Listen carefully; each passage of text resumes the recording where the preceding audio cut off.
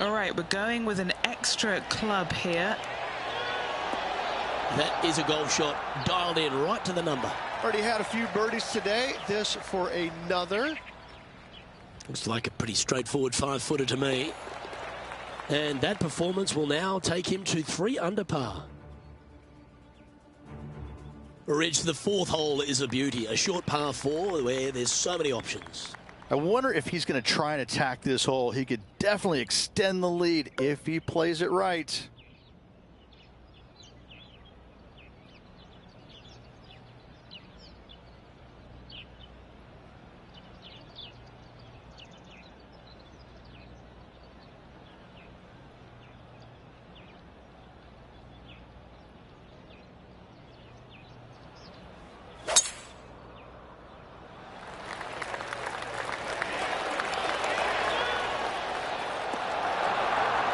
Nicely done.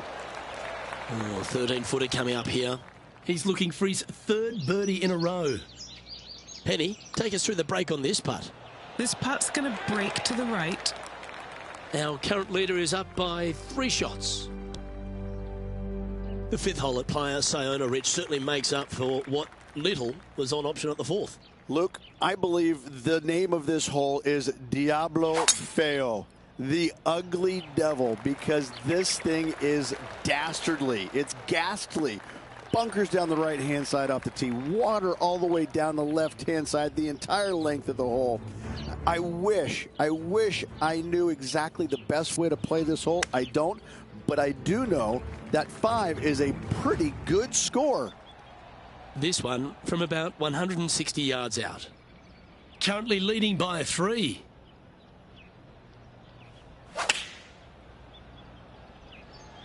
Going with the 9-iron, I think. This one looks like it'll safely make the green. Gee, I wish I could play like this myself. The iron play today has been absolutely stellar. Luke, the greens and regulation, just a fantastic accomplishment. Great to watch. After a quick look at the leaderboard, our featured player is on top with Rory McIlroy in 2nd. Well, the 6th tee shot here really requires a beauty. Well, that bunker right in the center of the fairway, you aim it right at it, Luke, and either you push your tee shot or pull it to avoid it. That's the best way of attacking that. From there, you've got a green in the distance that's got a couple bunkers well shy of it. They're there for aesthetics only, but a green that is hourglass in shape and just gentle movement all around.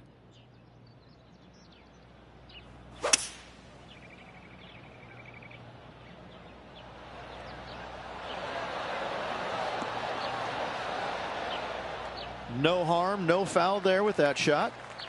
What are we looking at for this putt, Henny? Setting up this putt 10 feet from the cup. So no change on the leaderboard for this player after that hole. Well, after using the driver for a few of the holes, Rich, it's time to get back to the long irons, I see, off the tee at 7. Just a layup required with either a long iron, hybrid, fairway wood, anything to keep it out of that fairway bunker down the left-hand side. You do want to challenge it, however, because you want as little club or distance into this green as possible. Island green with trouble everywhere.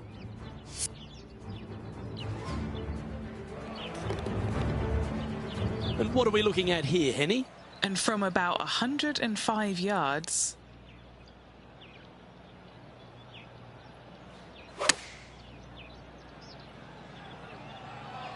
Oh, I like that strike. This one's heading well towards the green. Good shot there. A birdie putt awaits. Mark it down. That's birdie number 5. Our leader is building a massive advantage now, 7 strokes ahead of the field.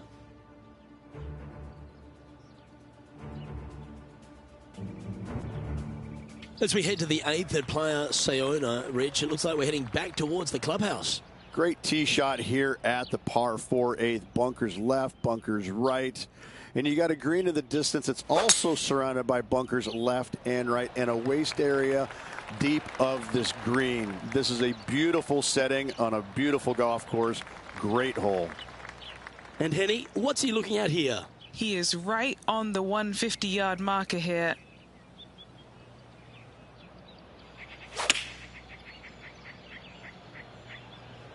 Oh, what a gorgeous looking shot that is, Rich. Well, that's well played into birdie range here at the 8th. Luke, nothing gets past you. Yes, this kid is a stud. Mark it down. That's 6 birdies today. Back-to-back birdies, moving the right direction there, Luke. Now 8 shots in front. The finishing hole to this front 9 at Playa Sayona is another picturesque par 4. Yeah, we've got waste area down the right-hand side, water in the distance. Driver probably not required off this shortish par 4. Second shot carries a water feature to a green just sitting there in the distance. Very receptive. You're thinking birdie all day long.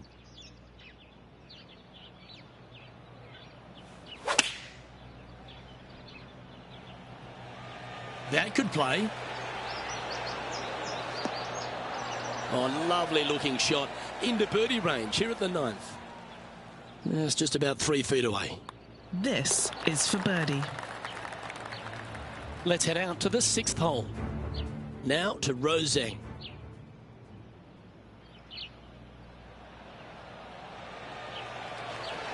Oh, be the right club today. And after that effort, let's take a look at how it stands. Well, Rich, that's always a nice way to get going out of the gates and in top spot. Impressive. Could be some trying times indeed. Tough holes lay ahead, but yes, you're in the position that you want to be, ahead of the pack. And tee shot looks pretty good. This is his second shot.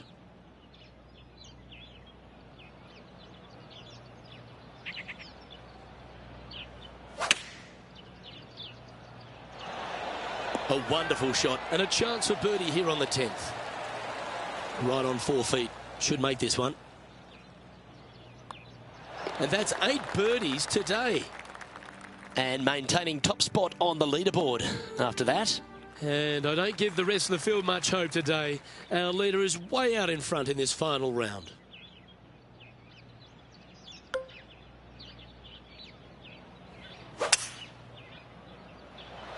Now this one looks to be heading down the runway. Let's go to our man John on the ground. There's something brewing down there. Let's find out what it is. Hey guys, I'm down here checking out Rose Zhang as she gets set for her next shot here on the 8th. Well, there's some great new stars in the women's game, but Rose Zhang's really one of the brightest out there. She stepped right up onto the big stage early in her career, but she just seems to be going to another level right now. Well, it was astonishing coming right out of the amateur game and winning so quickly her first start on the LPGA Tour. And that just doesn't happen. You know, who does that? I mean, a handful of players in the game have ever done that. And to watch her go out there and just kind of make that move seamlessly, that's only for world-class players, which is exactly what she is.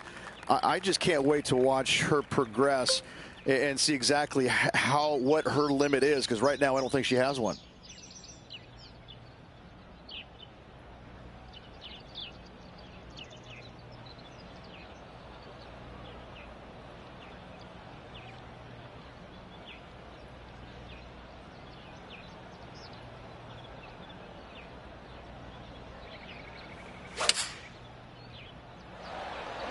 Going with the 6-iron here.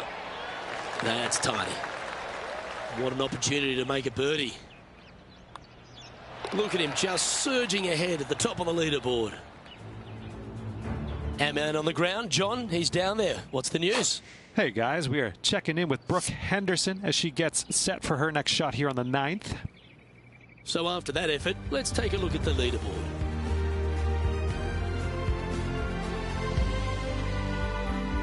On the 13th tee at Playa Sayona, Rich, this short par 4 at 305 yards is gettable, but you can't hit it an inch to the right. Oh, this is a doozy of a hole. 305 yards, but are you brave enough to take it on? Ooh, you have to be awfully sure of yourself. Lay it up down to the left-hand side and just hit a pitch-and-run second shot to find this tiny green located at the water's edge.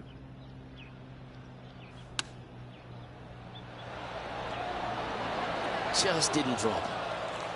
This would be a momentum saver here, getting this up and down.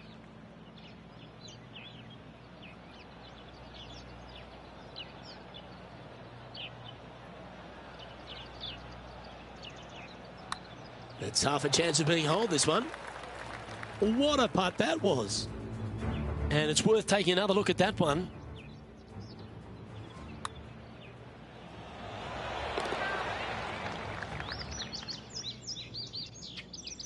And that'll see him remain in the same spot on the leaderboard. The 13th hole at Playa Sayona is as pretty as any hole on the course, but 14's not far behind it. I mean, it just doesn't stop, does it? Every single hole is a postcard moment. I just love the design and use of taking all of these green complexes and putting them as close to the ocean as possible. It just makes every hole pop beautifully. What a wonderful short par 3 that is absolutely diabolical. A putt here to move to 16 under par. Short game has been especially sharp today, Luke. Very impressive. John, what's the line on this putt? Okay, pretty straight putt to start out with. I think it'll take a little turn to the left as it nears the hole. And he's maintained top spot on the leaderboard after that hole. The 15th at Playa Sayona is the final par 5 on the golf course.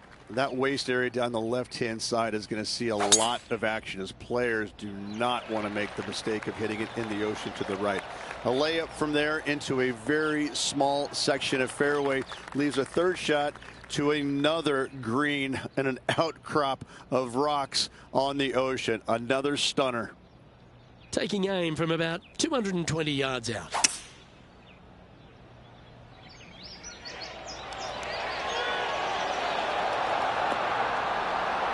Oh, that just brushed past the hole. Found the green side rough. Still, not a bad spot.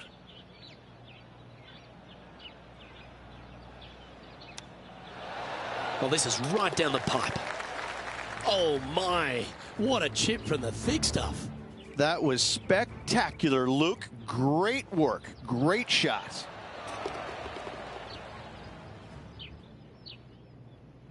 And after that, now sitting at 18 under par for the event. The finishing stretch here at Playa Sayona starts here with the par 4 16th. And we've got a couple of fairway bunkers down the right-hand side.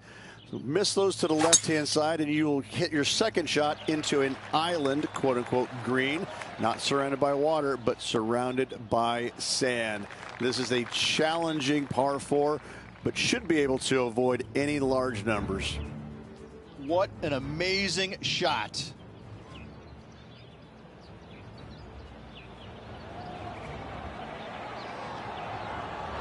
Well, there's a scorecard saver, Rich. That's perfection.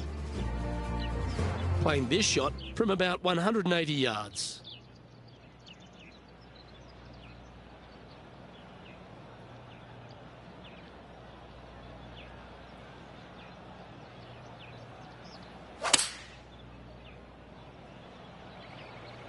This one is all over it.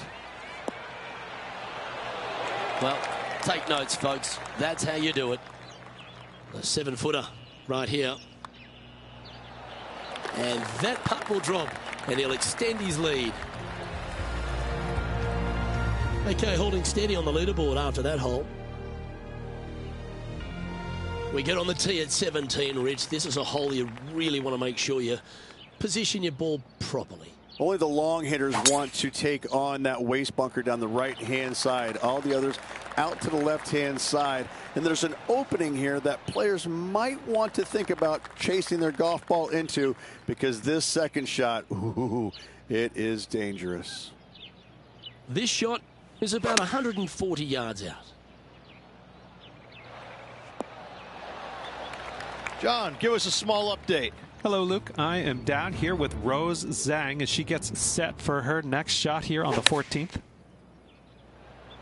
Nothing sweeter than a draw like that. Let's return to live play now. And this putt is for birdie 3 on the scorecard. John, have you got a read on this one? What's it going to do? It's going to go down the hill here and to the left. Let's see how he handles it.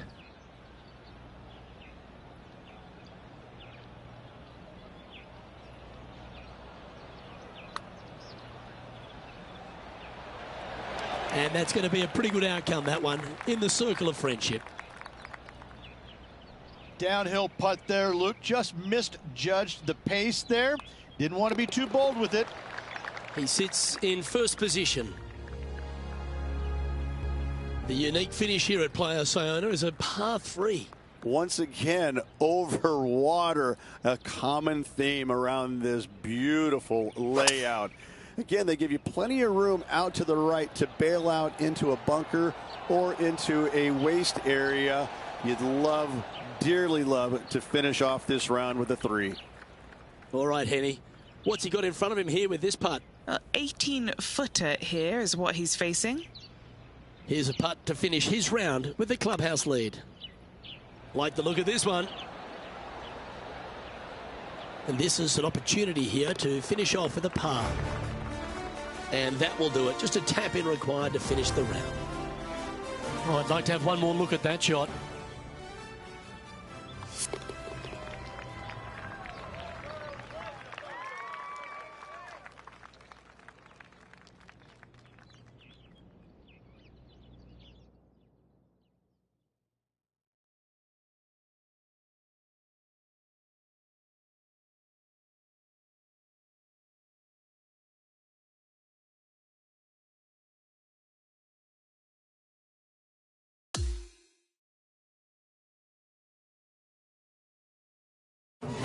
Sometimes you've just got to stand and applaud.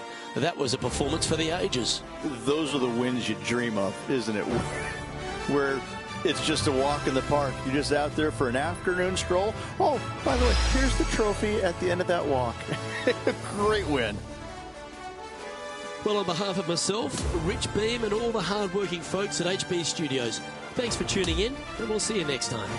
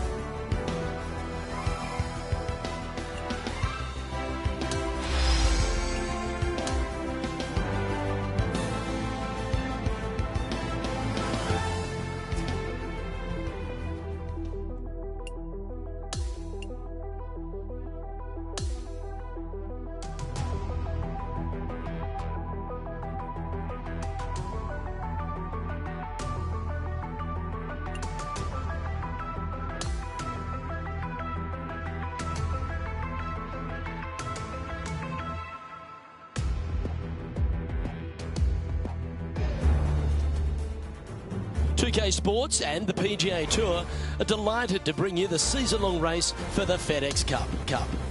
Thanks for joining us. Our coverage of the final round of the Northern Shore Open begins now. Hello everyone, I'm Luke Elvey, thrilled to have you with us here. I've got Rich Beam beside me in the booth, and out on the course as always is Henny Koyak and John McCarthy. The energy in this city has been palpable this week. It's always a fantastic tournament. We can't wait to bring all the action to you. Okay, let's see if this one sets the tone for the round today. Good shot there, Beamer. This is his second shot.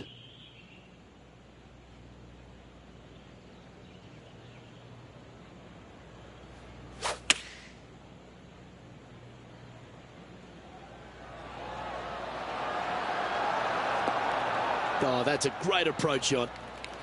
This one's for birdie.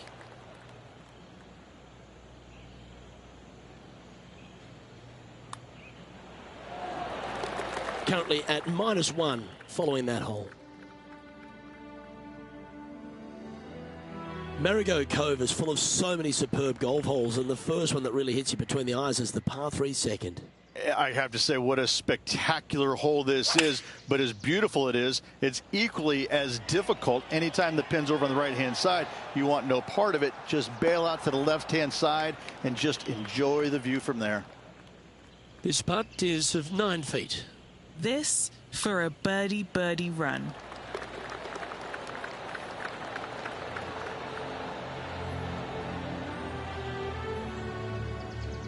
And after that, he'll move to 2 under for the tournament.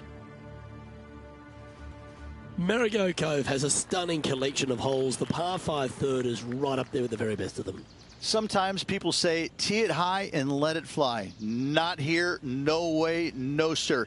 Tee this thing down low and chase it out there. Use the contour of the fairway to get the distance required to hopefully knock this thing on in 2.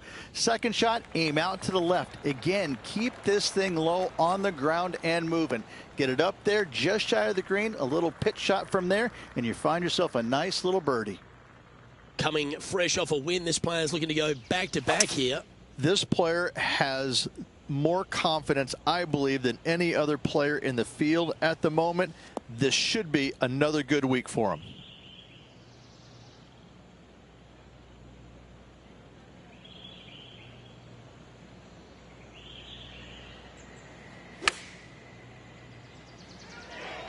This one is chewing fiber.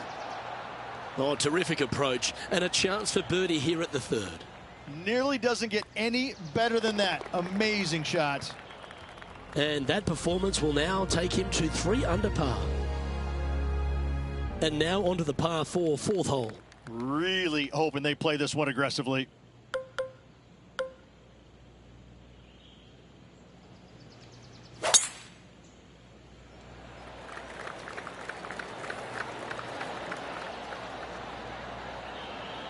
Oh, that's a big-time play, Rich. Finding the green on a par 4 off the tee. You love to see it. Oh, loving seeing that aggressive play there, Luke. Great drive. What are we looking at for this putt, Henny? This is so long, I don't even have words for it. It's just long. This one looks to be a big bender.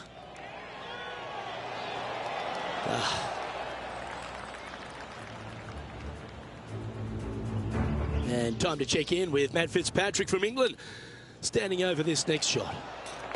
4 shots behind our leader. Just a short putt remaining here. Nice one. 4th birdie of the day. And that will take him to 4 under. Our leader has built a 3-shot buffer here as we head over to the next. To par 4, the 5th hole.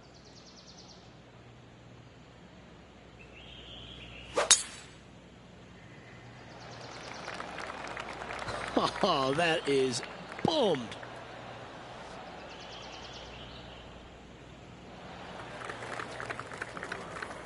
Another birdie opportunity coming up for this player.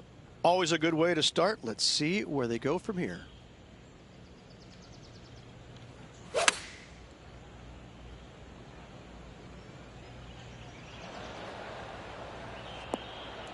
That's well played. Anything on the green from there was fine.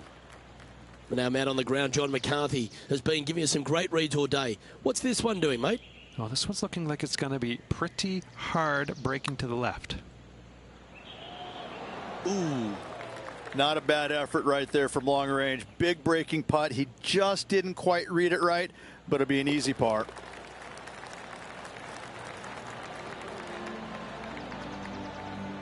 And as we look at the leaderboard, he now has a 3-shot advantage. The 6th is a par 4.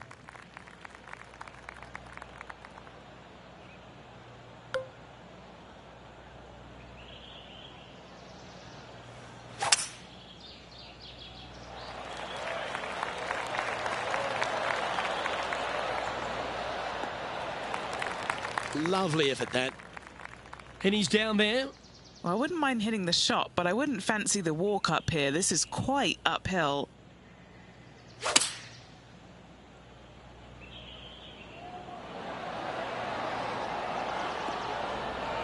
Oh, that one just missed the hole. This putt coming up is for birdie.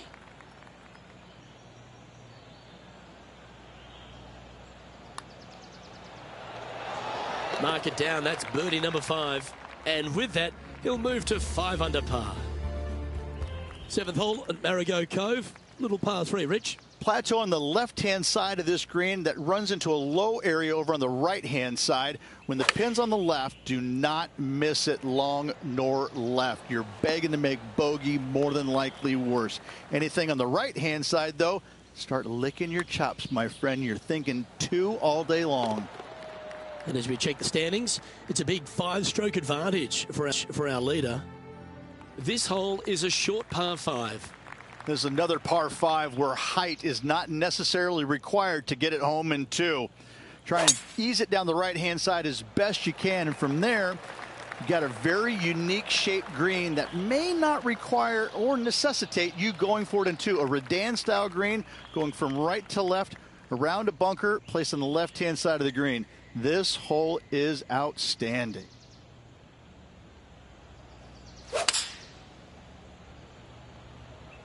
Opting for the 6 iron.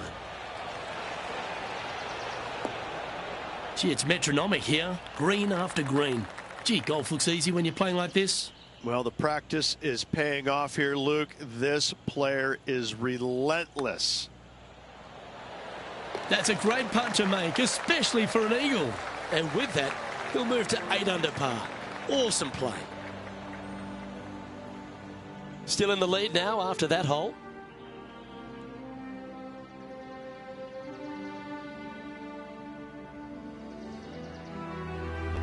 Par 4, 9th hole here.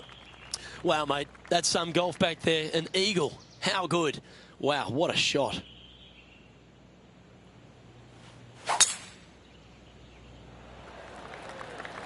Wow, that's an incredible drive. Do you like the view from where you're standing, Henny? Setting up here from about 185 yards.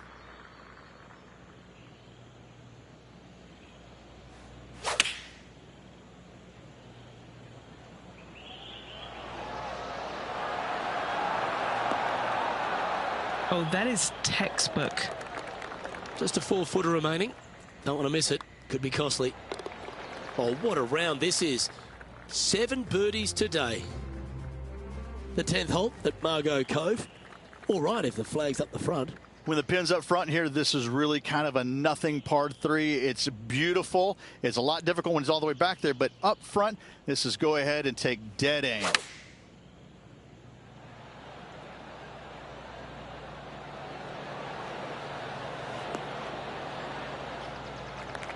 Never seen a scorecard that doesn't look good with a 2 on it. John, have you got a good read on this one? Pretty sure this one's moving to the left.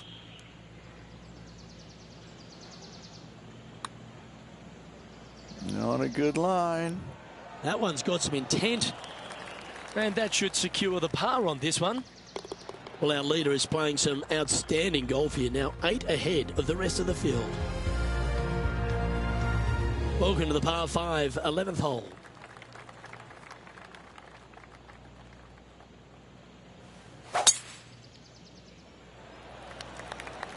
This looks to be heading for the cut stuff. His second shot here.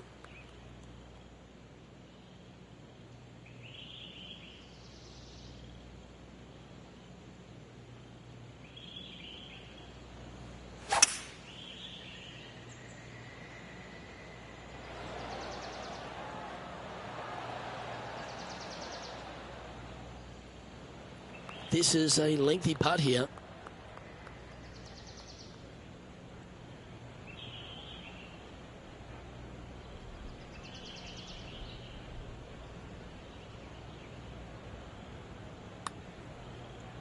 A big, swinging, sweeping left to righter started beautifully.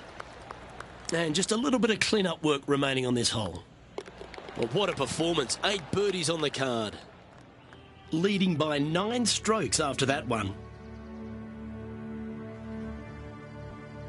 And we've arrived at a par 3.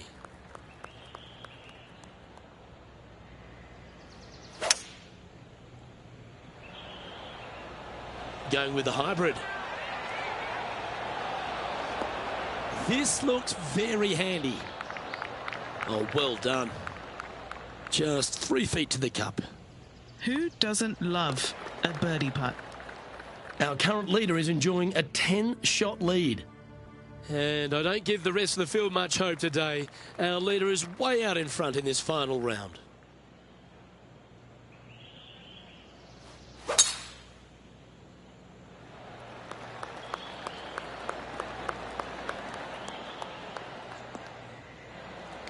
Wonderfully played. Second shot here on their 13th hole.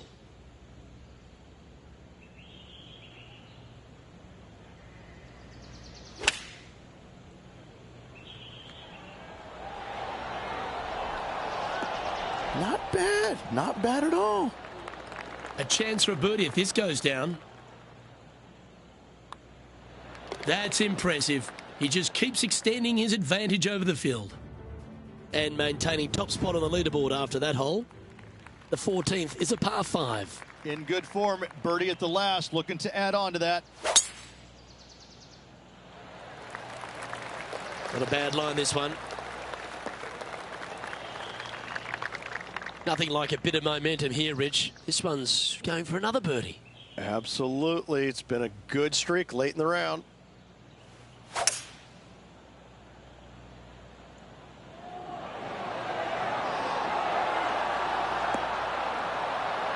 Ooh, right by the hole.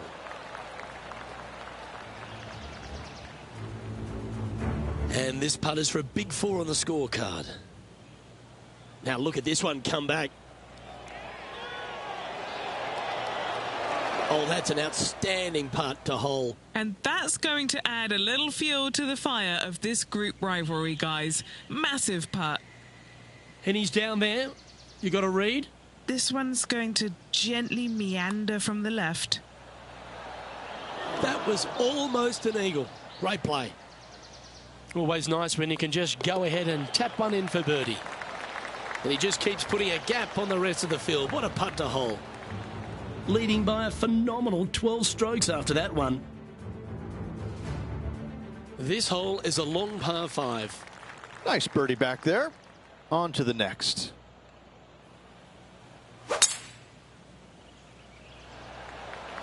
Oh, that was mashed.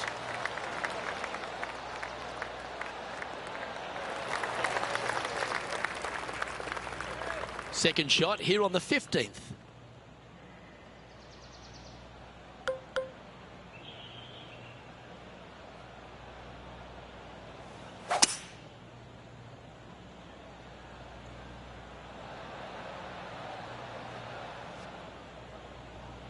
Not bad.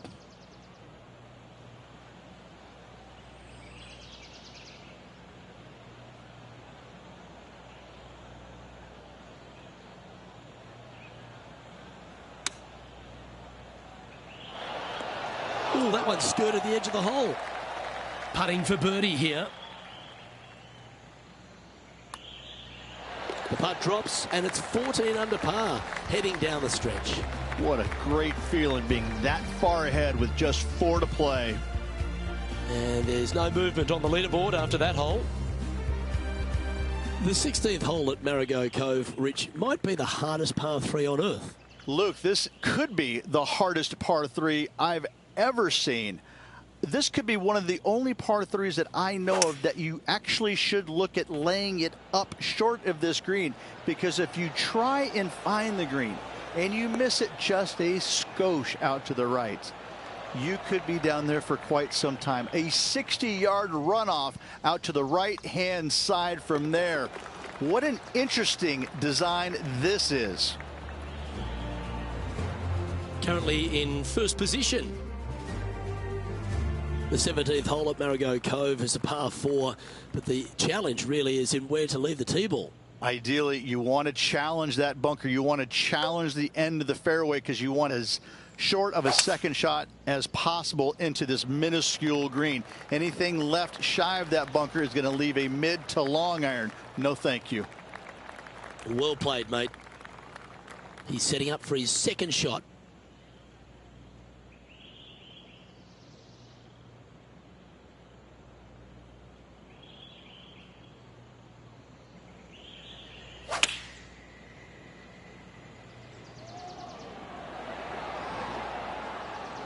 Well, you can see why he's leading. That was a shot of high caliber. Another green in regulation. This is an absolute clinic. This is the major champion, Matt Fitzpatrick now. Ooh, this might be hold. Well, that should save them. That one from the sand.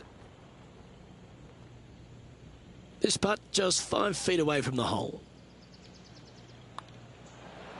That will drop, and it will extend the lead. And he's holding steady in first place after that one. The finishing hole at Marigot Cove, Rich, a very strong par 4. And what a round this has been. Semi-blind tee shot, especially anything going out to the right-hand side. More fairway out there than you can see, but you better fly it a good distance. From there, downhill to a very inviting-looking green. However, with lots of runoff area, it can be quite deceitful.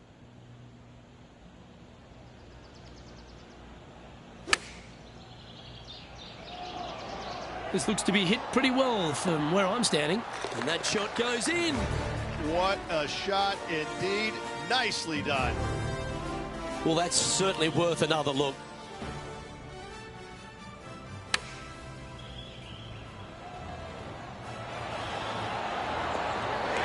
This shot was absolutely perfect.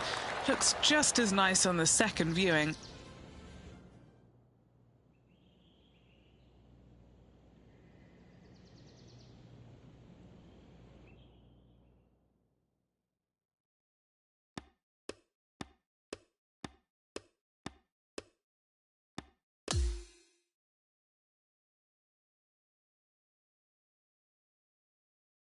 This is impressive. To win out here on tour is a big deal, but to go back-to-back, Rich, how significant is that? Impressive.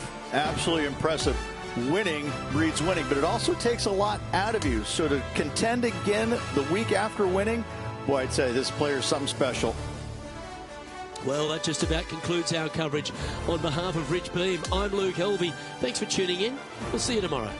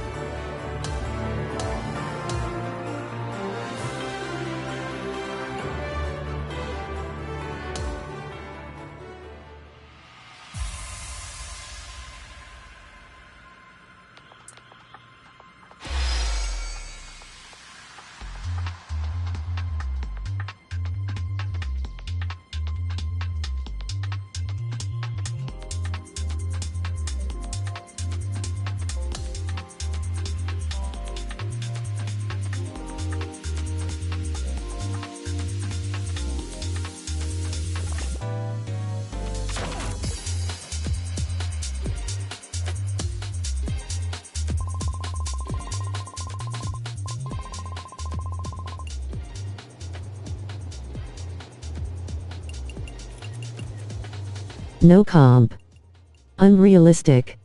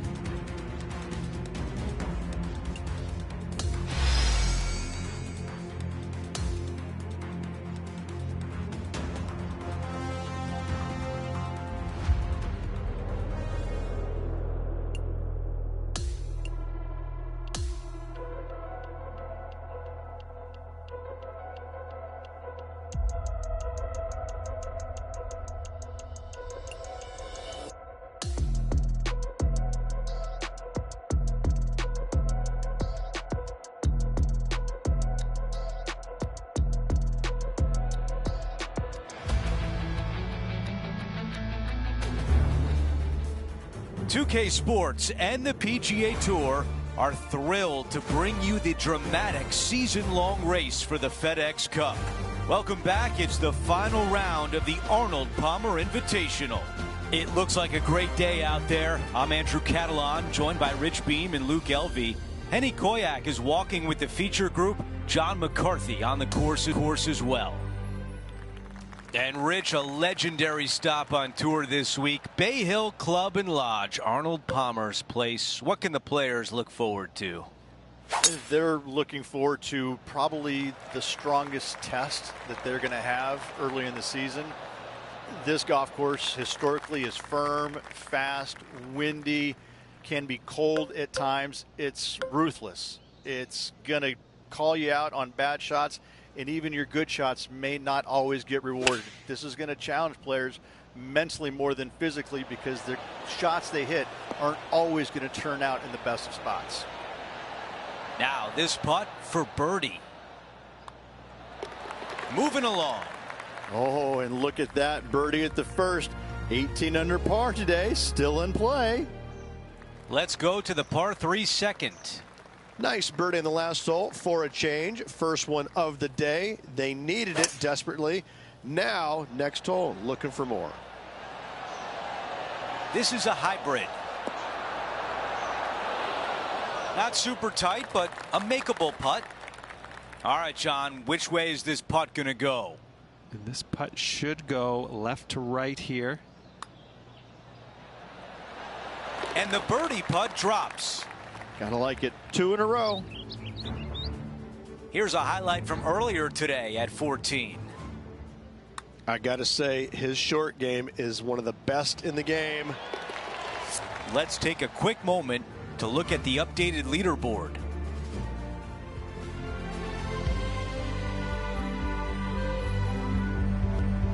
Now to the tee of the par 4 third hole.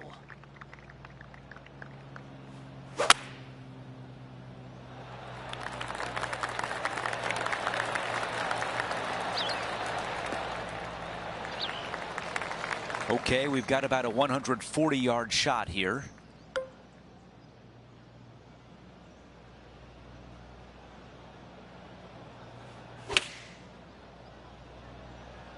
This is a 9-iron on the way. On the green, that's always mission number 1. This putt is 14 feet away.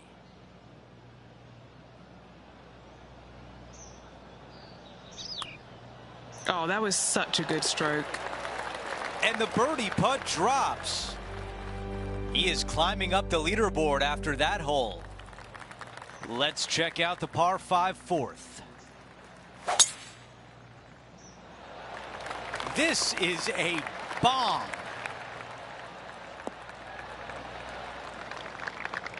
Let's check in on Tiger Woods from earlier in his round. This is how you do it 7 days a week. Oh, that's the shot. Go ahead and make one. Don't worry about getting it up and down. Rich, when Tiger is playing like this, how intimidating is it for the rest of the field? Well, I hope it's as intimidating as it was when I was out there trying to beat him, because these kids are now getting a taste of what it's like when Tiger is at his best. It's no fun. You don't want to play him when he's at his best. I don't know if this one's going to hang on. The ball is on its best behavior, avoiding the first cut. Sitting at 3 under.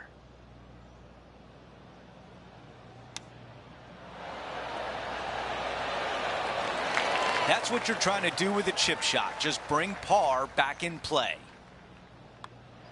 And it drops. That's the 4th birdie of the day. Here's a quick look at how things stand. It's a 3-shot advantage for our leader. The 5th at Bay Hill is the shortest par 4 on the front 9, measuring just under 400 yards, Ridge. Placement off the tee, critical here. It is. It plays straight downhill the entire way, so most players not taking driver out and challenging those bunkers lay up short of those, and you'll have a short shot to a green that once again chases away from you at the back end of it. Bit disappointing, that one. And here we have the Englishman, Matt Fitzpatrick. What's he got in front of him here? Oh, is it going to go down? Lining up here after a bunch of birdies, Rich. I tell you what, they're set up quite nicely through the first opening holes. Birdies galore.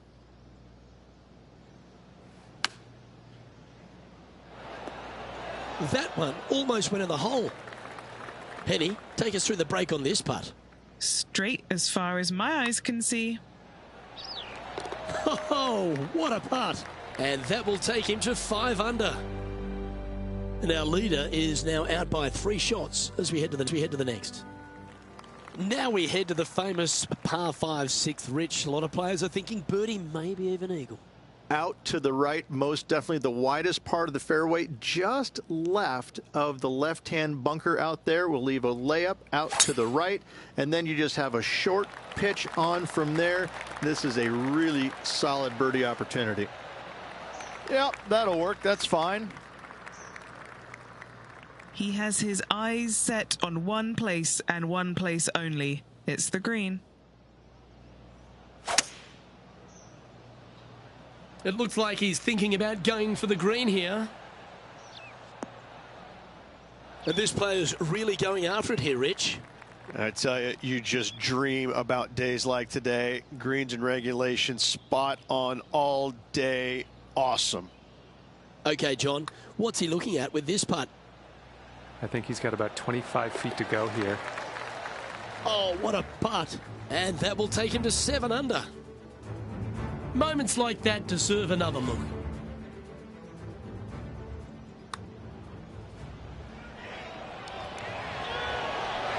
What an amazing putt from way out. Just 2 shots back after that hole. Here's a look at the par 3 7th. Nothing quite like an eagle at the last. Almost as good as a shrimp on the bobby. The club choice is a 6-iron. Yeah, I like that. That's okay there. That's a safe shot. Let's see what the big cat has done so far today. This is a beauty of a third. And it falls. We're back. Time to have more live play. This one is 13 feet out. This is such a great opportunity for birdie. So far, so good. That putt drops, and that's now 6 birdies on the day. Okay, a lot to like there as he moves to 8 under par. Well, let's see what happens here at number 8.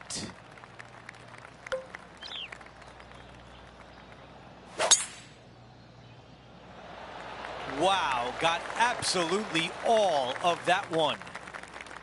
Looking at my yardage book, it looks like about 140 yards remain. Currently trailing by 1.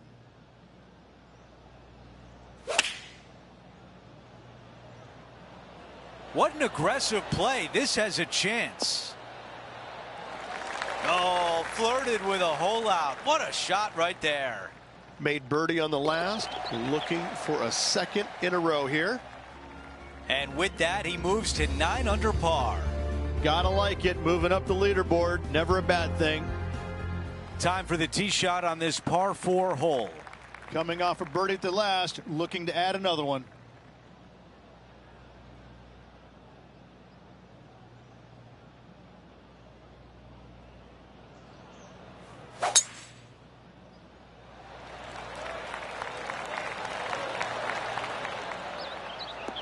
That's a good one to build momentum on.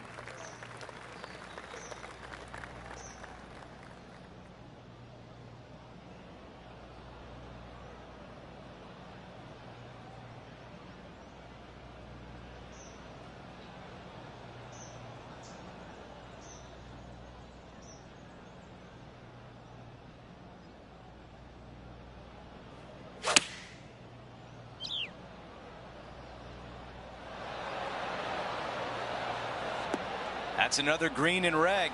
It's amazing to see how good this player is in full flow. And Matty Fitzpatrick now setting up with this look. What an opportunity here to get to 10 under par. Okay, Henny, give us a read here. It's so subtle, but it is going to go right. And the birdie putt drops. Okay, moving on to the next, but before we do, let's look at the updated leaderboard, and now a solo leader. Now to the 10th hole, it's a par 4. Players have looked at this hole differently over the years. It used to be just a layup shy of that bunker down the right-hand side. But with a favorable wind, we're seeing a lot more players take out driver and take it over that bunker, leaving a very short second to a green that is slightly elevated. This will play nicely. Henny, what can you tell us about this shot? Setting up here from about 150 yards. This is a 9-iron on the way. What a beautiful shot here into number 10. And now a great look at birdie. 3 feet to the cup. Short game has been absolutely fantastic today. Leading by a couple after that hole. The par 4 11th resembles the par 4 3rd, doesn't it? The big lake on the left-hand side. It does. It just has a little more landing room here on the left-hand side, however. But if you lay back, be prepared to go in with a long iron. If you take the driver out and successful, you now turn this challenging hole into almost a birdie opportunity.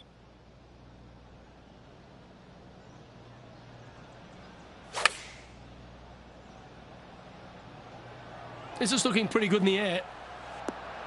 A wonderful shot. A chance for birdie here on the 11th. Rich, I love it when we get to break from play just to take a look at some great highlights.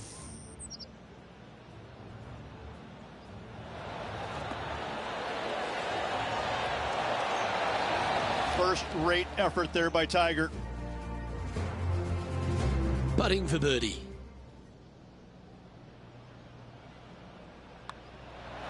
And another one goes. And with it, an increase of his lead. Currently 12 under for the event. And the 12th hole, Rich, similar to the 4th hole. Arnold Palmer has really started to mimic front and back nines. He does. It's kind of the same thing. Out of bounds out to the right. You got to avoid both those bunkers there, both right and left. You find the fairway. Again, second shot slightly uphill to a green that sits above you. One of the big dangers here, though, is going long. That is a big no-no to miss it long on this 12th. Well, Rich, I never went to university, but Tiger Woods has basically been my thesis. The young man's 18 days older than I am, and it has been an absolute privilege to witness his greatness. What are some things that stand out for you in the legendary Tiger Woods? I just think it's, I mean, you just look at the history of what he's done, where he's won, the number of times, the, you know, doing the impossible and doing it right in front of your eyes. Like a magician kind of going, well, wait, how did that happen? No, that can't be. And yet, time and time again, I'll never forget, I think it was the second time I'd ever played with him. It was actually funny enough. I was playing with him because I beat him at the PGA Championship in '02. But we go to the Grand Slam of golf, and it's the second round, and he's beating Justin Leonard, Davis Love, and myself by like 100 shots after, you know, 24 holes or something like that. I mean, he was just running us over.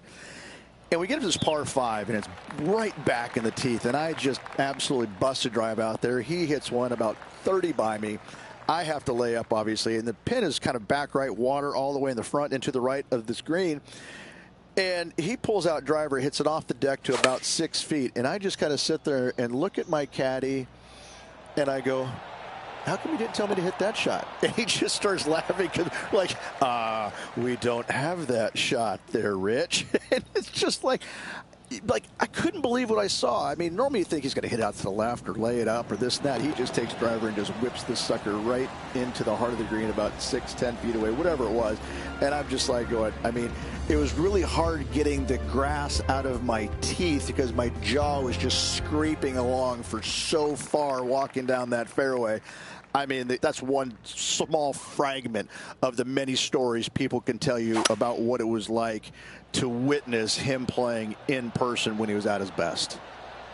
That's well played. Pin high. That's the mark of a ball striker.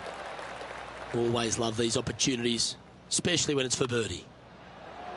And he holds another one, and he's building quite a sizable lead here. No movement up or down on the leaderboard for this player. We've hit the par 4, 15th hole. Strong par 4, dog legs from left to right. Don't miss it out to the right in that bunker. Not only are you hitting your second shot out of the trap, but also you've got some magnolia trees to deal with. This is a very difficult fairway to find because that fairway does chase away from you just over that bunker. This is a very strong par 4.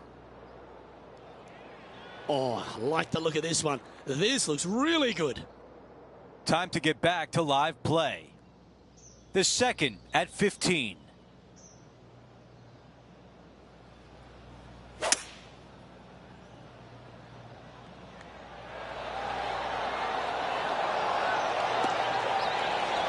What a beautiful leave right there. John, your green side, what do you see in this putt?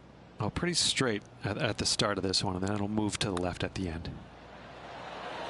The putt goes in, and the lead continues to grow. Yeah, seemingly an insurmountable lead with just 4 to play. Gotta like his position. Now to the 16th hole, a par 5. I'm wondering if he's going to attack this hole. Reachable par 5, extend that lead.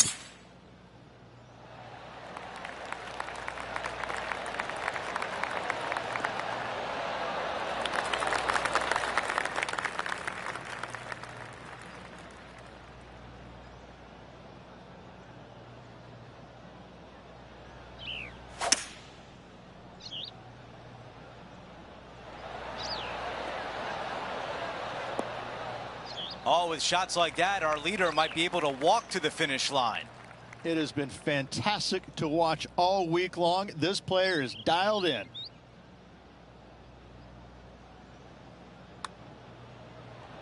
Now that's how you roll the rock. What a shot there for Eagle. No change atop the leaderboard after that hole. Time now for a par 3. This hole causes more stress for the players, I think, than any other hole on the golf course, with possibly the exception of number 3. This green is nearly impossible to find as it is so firm historically through the years. You find the green, you make your 3, and you're smiling earlobe to earlobe. Down to Henny. If this goes in, this is going to be putt of the century. This is huge.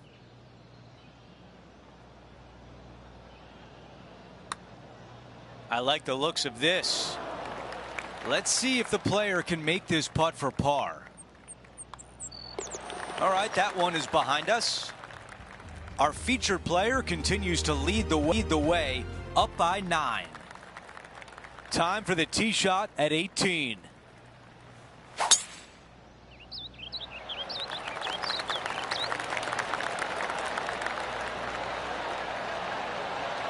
Another good shot from our leader. Absolutely massive and right down the fairway. And now this from about 150 yards away.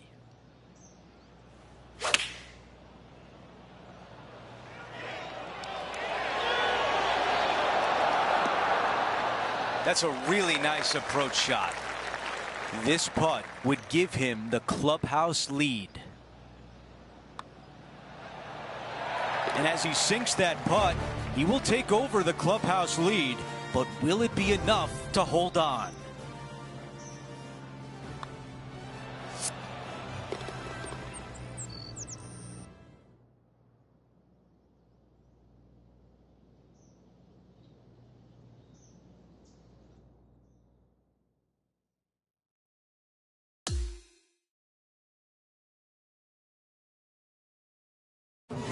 Rich, that almost looked easy out there today.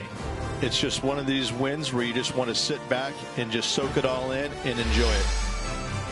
That will do it for us today. For Rich Beam, Luke Elvey, and our entire 2K Sports crew, I'm Andrew Catalan. Have a great night.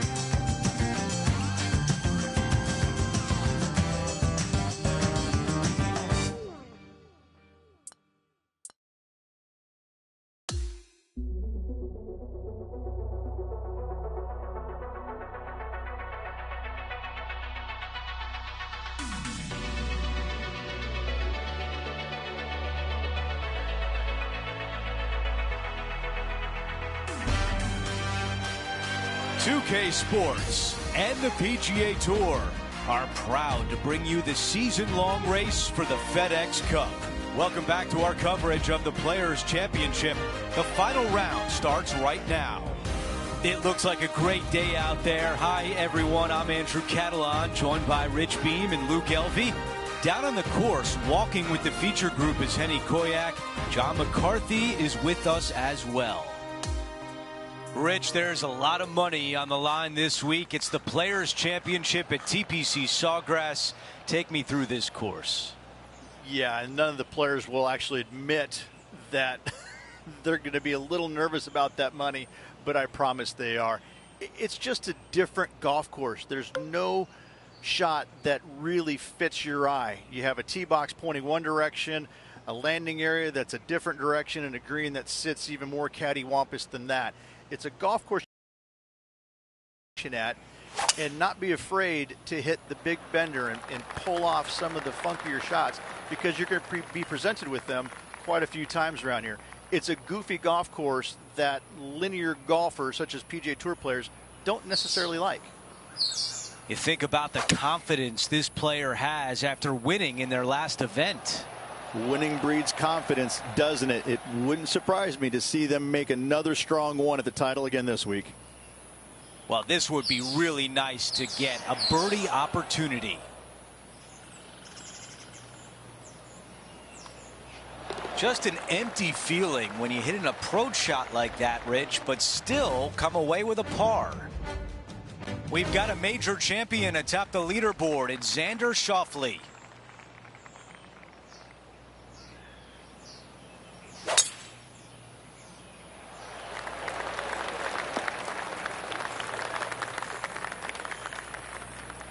You know, Andrew, I think he's going to go for this one.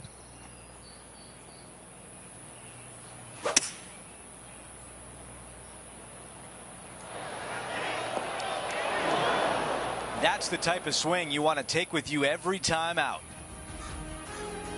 Now over to Lydia Ko. She's trying to pull ahead in this rivalry. Let's see what happens. All right, let's get back to the action. Time now for the third.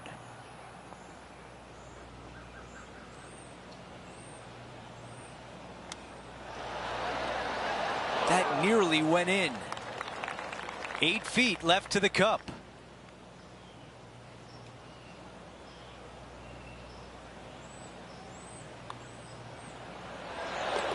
The man everyone is chasing right now is Xander Schauffele.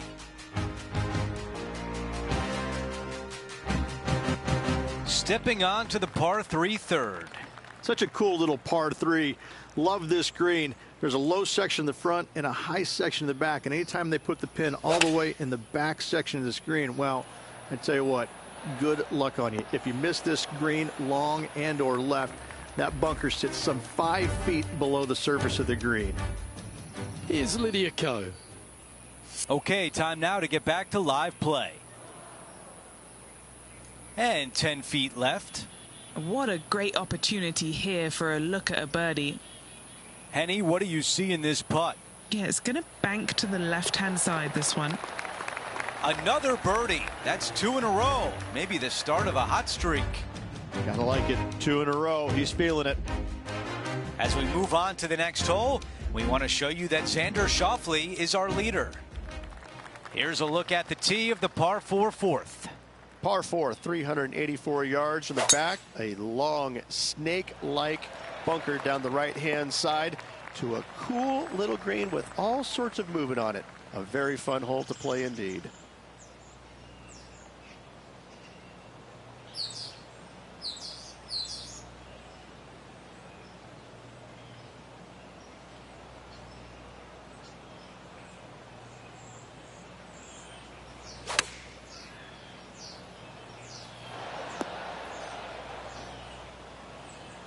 All right, we can work with that. Let's check in with Henny. This is about 24 feet for him here.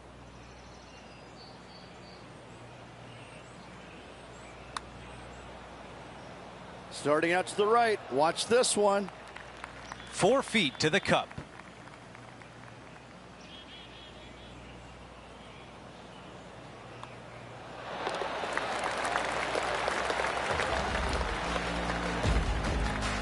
We've got a major champion atop the leaderboard. It's Xander Schauffele. All right, Rich, the par 4 fifth. A strong hole, this one, isn't it? Par 4, 471 yards from the back. Drive it out to the left-hand side to give yourself the best angle for your second shot into this long, thin green.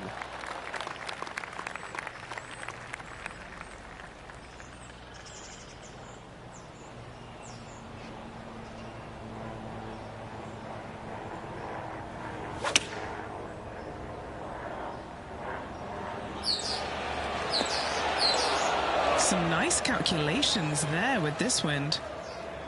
And this putt to move into the top 5. And it's a 3-stroke advantage for our leader as we head to the next hole. As we move to the 6th hole, it's a par 4. Par 4, 393 yards from the back. Most players taking out a long iron or hybrid just for placement in the fairway. This green is surrounded by tall palm trees. Don't get caught out by one.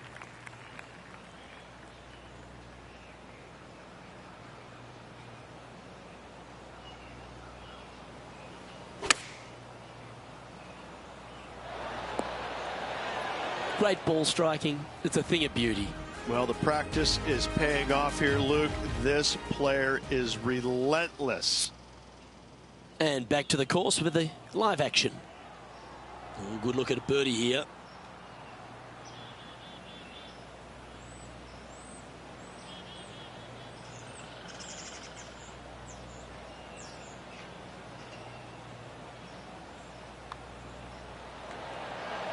Nice one.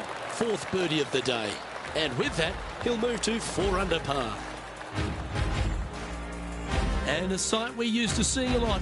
Xander Schauffele in top spot. And now teeing off on a par 4. As you can see, there's a long fairway bunker down the left-hand side that makes you believe there's more room left than you actually have. It's just not there. Players should be looking a little bit further right. If you find the fairway, your second shot should be straightforward. In fact, Luke, I made a 2 here one time, so that shows you how simple this hole can be. There was a game plan there, and that approach was executed nicely. And a fantastic look upcoming. This could be a big momentum putt. It's for birdie.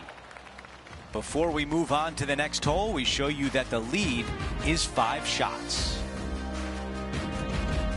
All right, we're moving along to the action at the 8th. Par 3, 237 yards in length. A brute, to say the least.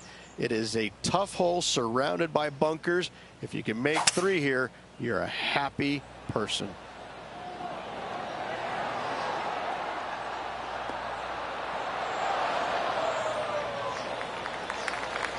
Okay, green side, a chance to get up and down.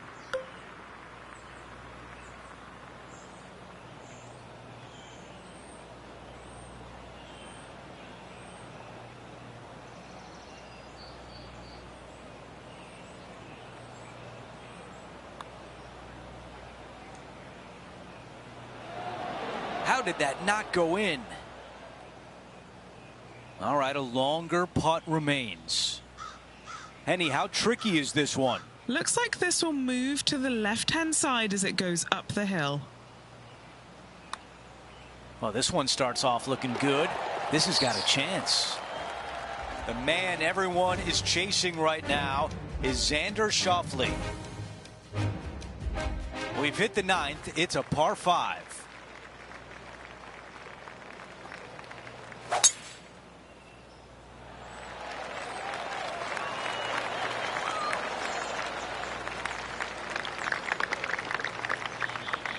Okay, we've got about a 240-yard shot here.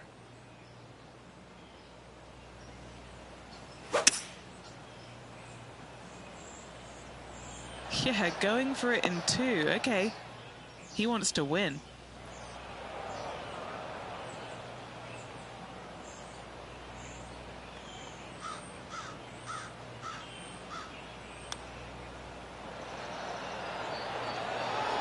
Oh, that looked good. looking to get up and down from here. Wow, I give that a 9 out of 10. Here's a par putt. Okay, moving on to the next. As we move on to the next hole, we want to show you that Xander Schauffele is our leader. We begin the second 9 with a par 4.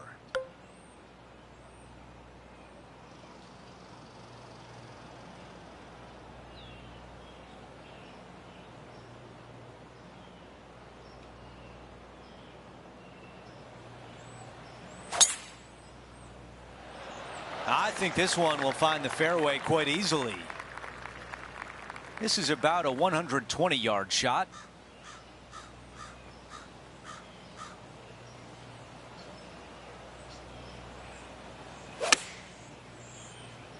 Needs a little members bounce to the right. Let's see what Lydia Ko faces. It's been a little up and down, but she's just one stroke back from her rival. Okay, here we are again, back live. Gonna really have to hit this one.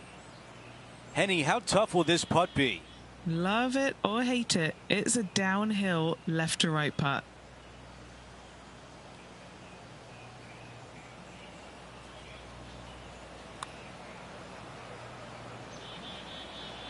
So close.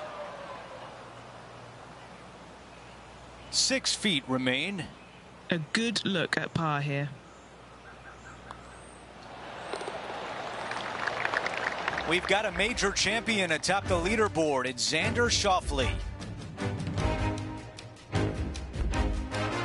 There's some birdie holes out on this course, and the 11th is certainly one of those, but there are some troublesome spots if you get out of play. There definitely is trouble, but the thing I love about this hole the most, Luke, is that there's so many different ways to play it. Most players will take driver off the tee, but from there, now it's anybody's ball game. You don't have to go for the green on the second shot. You can lay it up over the left. You can lay it up over to the right. You can lay it up long left. There's so many different ways of attacking this hole. Each individual is going to do it differently. I love the second shot on this hole.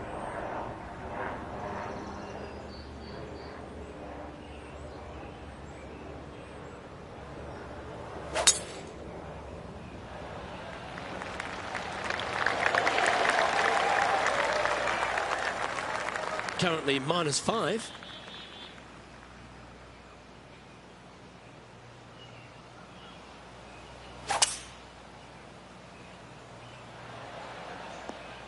Nicely done. This now, his third shot.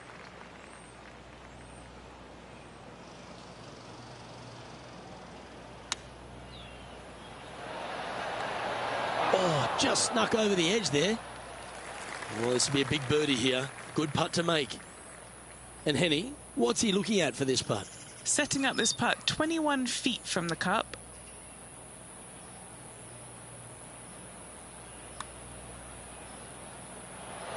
So close. Just 4 feet remaining between him and the hole.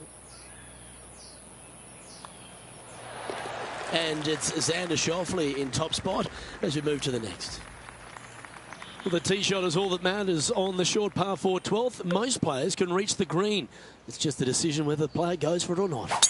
They can, but they better be aware that there's a lot of danger up there. Water left obviously is no good, but even bailing out to the right in those dunes, in the mounds, and little pot bunkers on top of those mounds, well, forget about it. That's not a good space either, especially since the green does run pretty hard from right to left.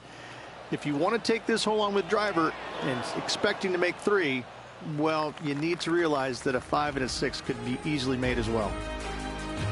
Scorecard filled with 3s never hurts. Good putt to make this. Okay, time to return to the action. And this putt is for birdie 3 on the scorecard. And he's down there. You got to read. You gotta love a downhill left to righter.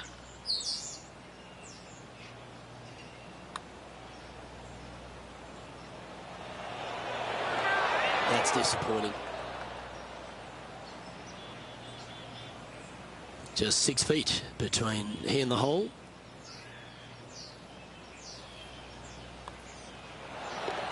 Xander Schauffele currently on top spot as we pause for a look at the leaderboard.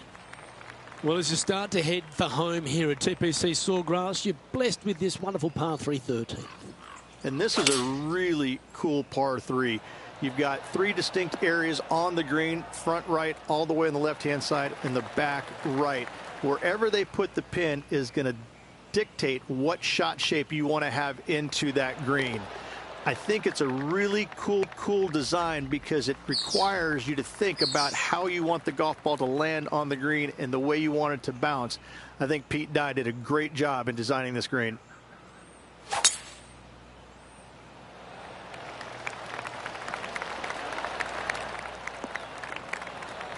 That'll work there. Second shot here on the 14th hole.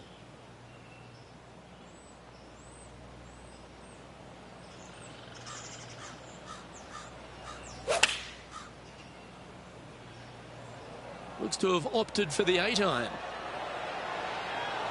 That was a beauty. Trying to get it to 7 under par with this putt.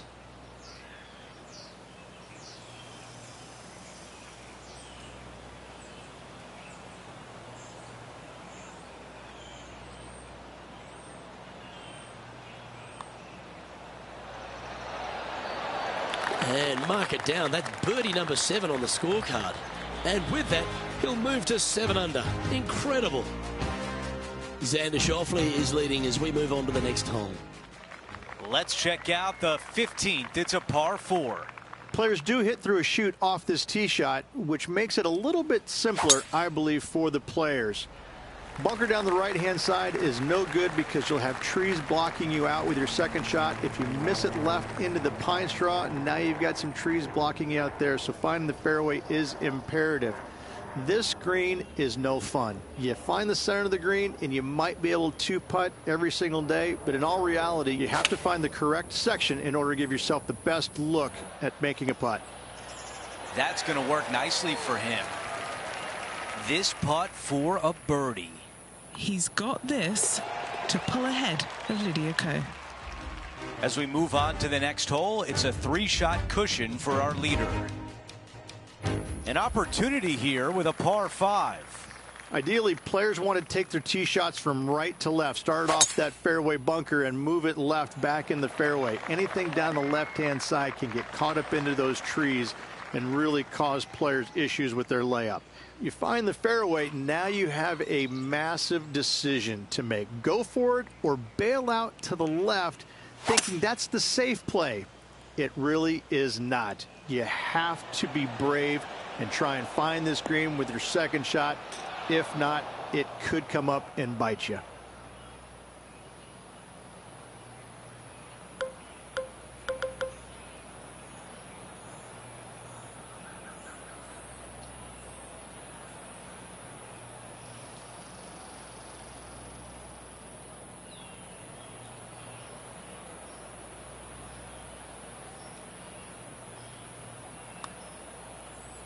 Giving this one plenty of space on the left.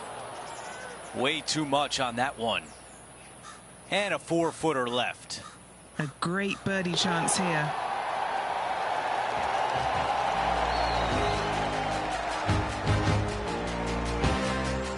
The man everyone is chasing right now is Xander Schauffele.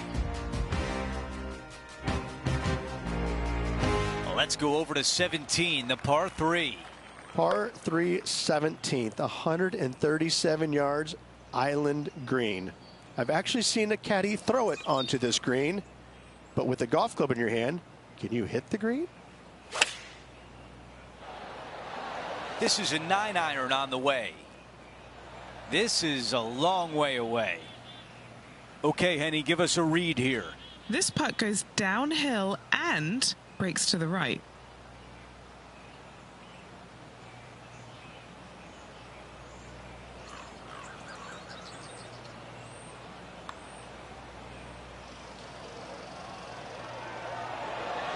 Ooh, that was close. Here's the third shot. Wow, I thought that was in. Moving on to the next. After that hole, our featured player is sliding down the leaderboard.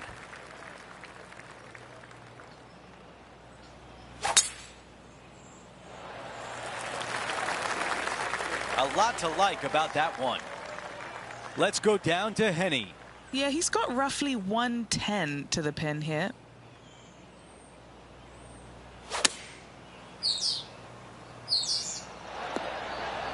And the mindset now is to get up and down from here.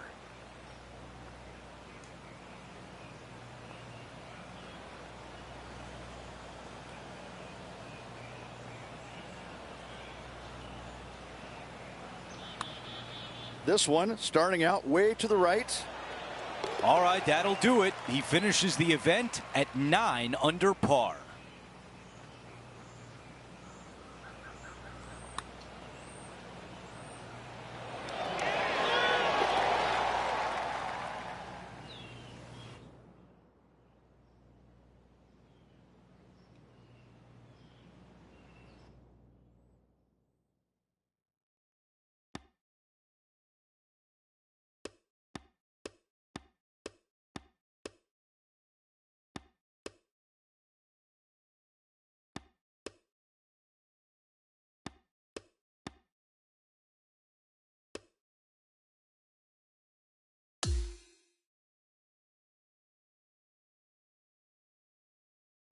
Well, Rich, we talked about the possibility of going back-to-back. It doesn't happen, but it was still a great fight. That just goes to show you how hard it is to win on the PGA Tour. Well, that'll do it for today. For all of us here at 2K Sports, I'm Andrew Catalan. Have a great night.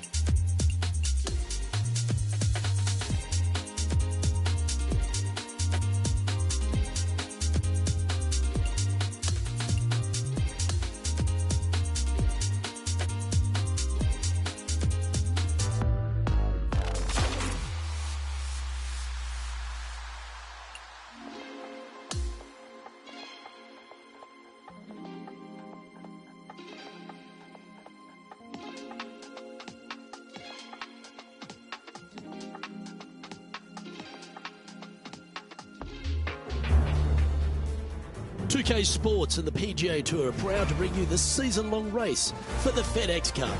We've got final round coverage coming your way right now. It's great to have your company. I'm Luke Elvey, alongside 2002 PGA Championship winner Rich Beem. And out on the course, bringing all the action, is Henny Koyak and John McCarthy.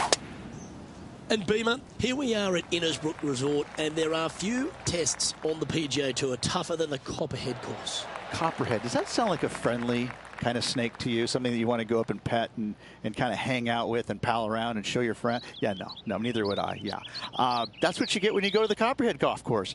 I mean, it swirls back and forth. It winds in and out. And it's probably, I think, one of the hardest driving golf courses we have on the PGA Tour. The guys who drive it straight, they love it. You know, obviously iron game and all that's important, but I think it comes down to if you drive it well, you're going to have more opportunities to find these smallish type greens. But again, there's nothing really super friendly or fun about a golf course named after a lethal snake that lives in the water. Yeah, no thanks. Oh, this has got a nice looking roll on it. Yes.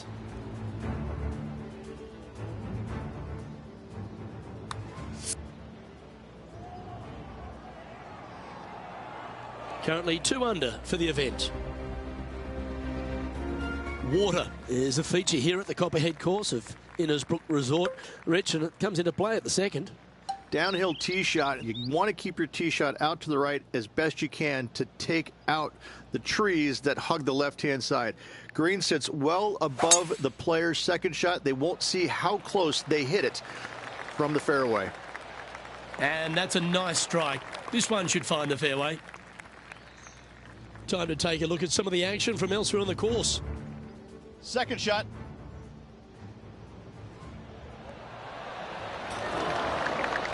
Incredible shot. Okay, let's get back to it, shall we? This is his second shot.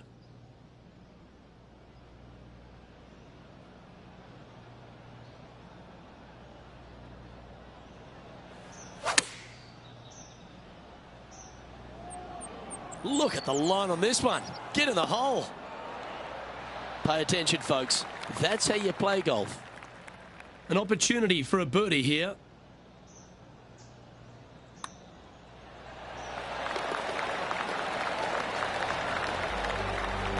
Sitting now 3 under for the tournament. And after that good play, moving up the leaderboard.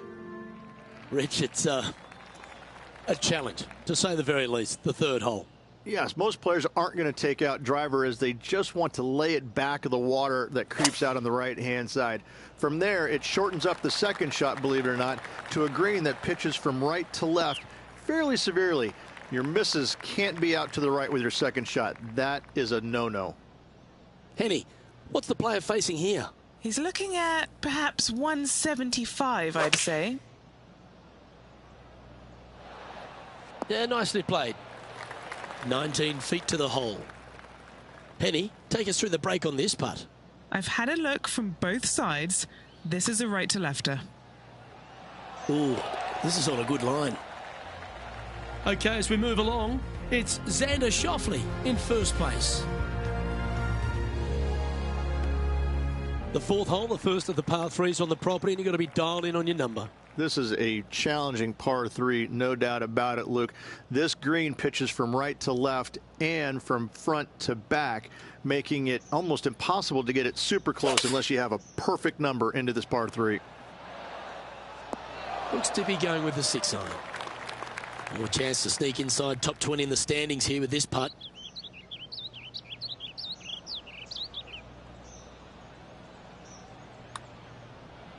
A good stroke. John, what's going on? Talk to us, Goose. Hello, Luke. I'm down here with Max Homa as he gets set for his next shot here on the 18th. Oh, look at this. Right, and he's done it. He's holed out at the last. That is a signature finish to a great round of golf.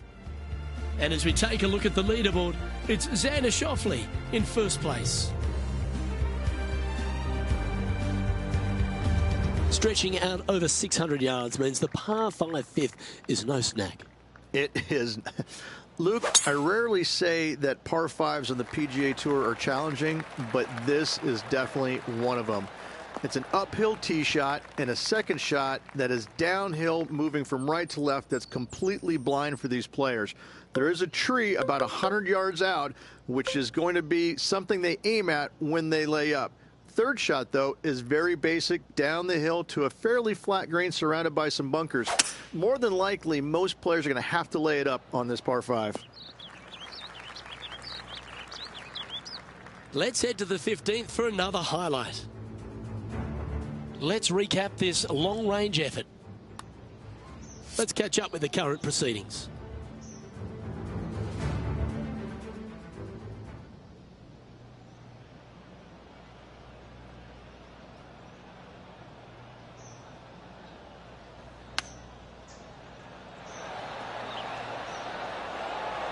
Ouch, that hurts. Good chance to move to 6 under par here. And he's down there. You got a read? This is such a tough read. It looks straight all the way, and then it will right. Trailing by 8 strokes now after that hole.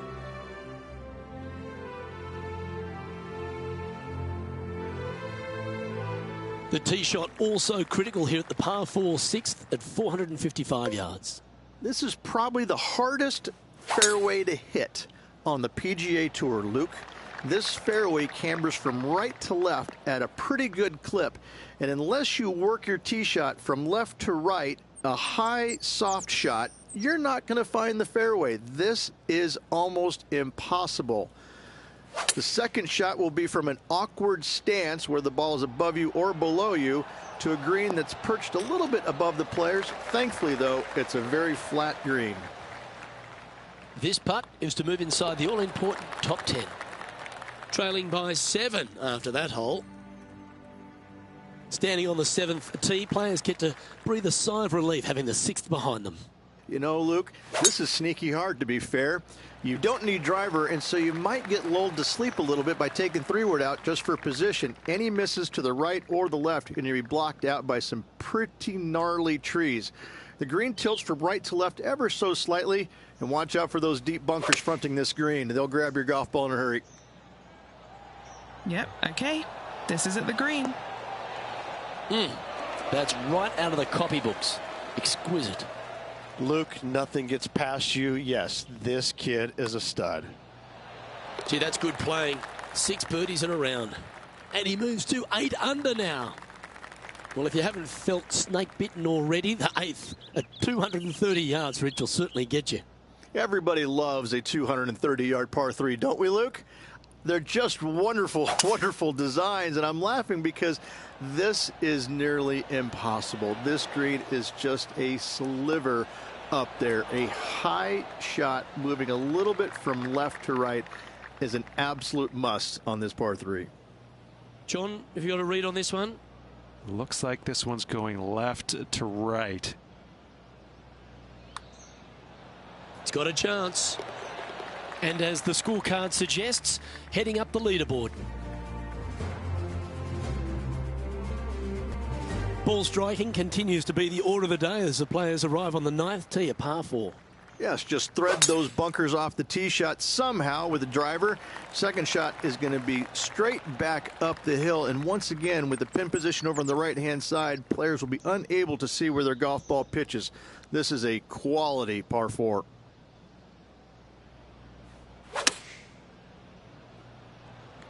This one's got eyes for the flagstick. This is one of those great ball striking displays. Fairways and greens. A pleasure to watch. Dare I say, Luke, this player has been in fuego with his approach shots. Another green in regulation. The back 9 at Innisbrook's Copperhead course begins with a par 4. Straight down the hill these tee shots go. That bunker down the left-hand side should see a fair bit of action. If you leave it out to the right-hand side, there's some trees that are overhanging and will block out your second shot. This green tilts pretty good from back to front. This is his second shot. 4 strokes off the lead. Yeah, that one's looking good. That's inside the house of opportunity. Let's take a look at Colin Morikawa from moments ago. Okay, let's get back to the action. And 11 under in front of the player with this putt. Henny, you've had the chance to have a look over this one? Yeah, he's staring down about 12 feet. Yeah, you like the look of that right off the blade. And a sight we're used to seeing a lot, Xander Schauffele in top spot. Very few parts of the golf course make you feel comfortable, but chance of birdie at 11. Finally, we have a birdie hole. Just avoid that bunker down the left-hand side. On the right-hand side of the fairway, you can go ahead and chase one up there. Even if you can't get it on the green and two, that front bunker is not a bad leave. But beware, there are some trees over on the right-hand side that could block you out.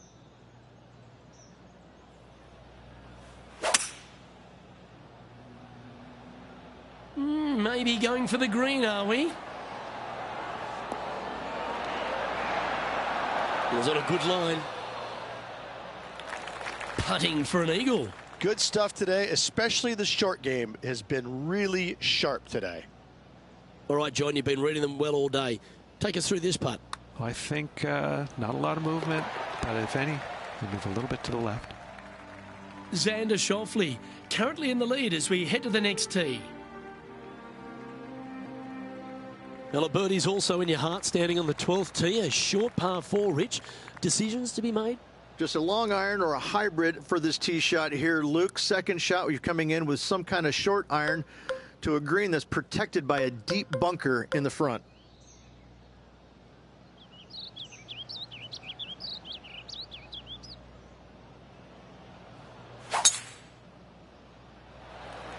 What a drive. Look at that.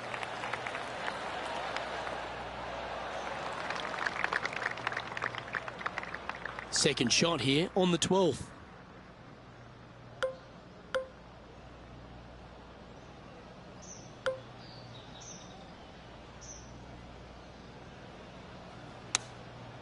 All right, going with a little bit more club.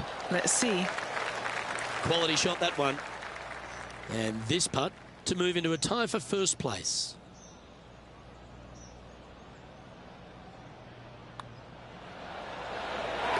He finds himself at the top of the leaderboard. Lucky 13 for some. This par 3 plays 200 yards. Luke, this tee shot is about as hard as 8th grade algebra. It is absolutely mind-bending. It doesn't look like much, but that green absolutely... I think the green is made out of Gore-Tex. It repels golf balls. Let's see if we can get this one up and down for par.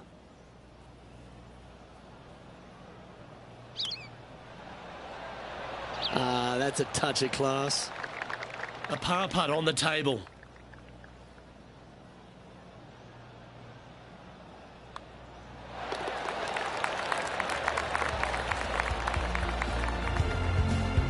Looking ahead, and this player is currently tied for first in the field alongside Xander Schauffele. The second of the back 9 par 5s, Rich 14. There's plenty to it. Only the biggest hitters in the game can reach this one in two, so any tee shot just out to the right is ideal. That way it leaves an easier shot out to the left for your layup. The third shot will be going downhill to a green that tilts from back to front, guarded by a deep bunker over on the left-hand side. You find the fairway with your second shot, you've got a really good chance to hit your third in there close. Ooh, staying aggressive. Going for the green. How about the quality of this shot? This might go in. Always a bonus when you can just tap in your regal putt.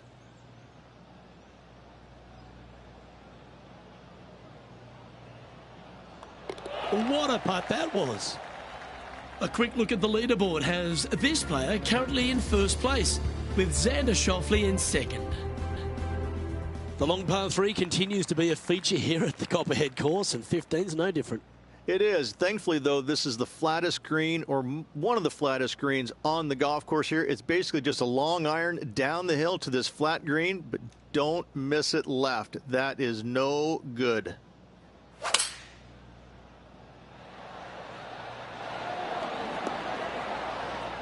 Oh, what a wonderful play. Leading with intent.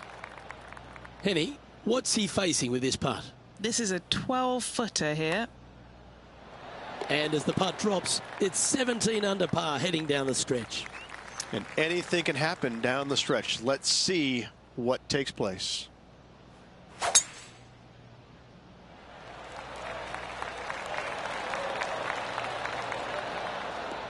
Well, that'll work there.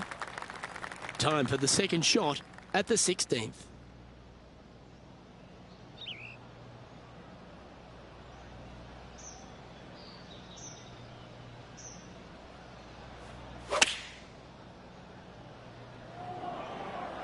This one looks to be on a pretty good line. Oh, what about the outcome of this one? It's looking pretty sweet. That's outstanding. Oh, so good. What a shot.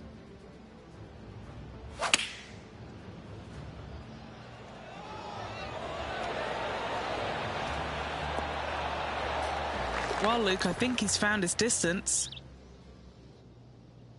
And our leaders managed to build a 5-shot buffer over the field.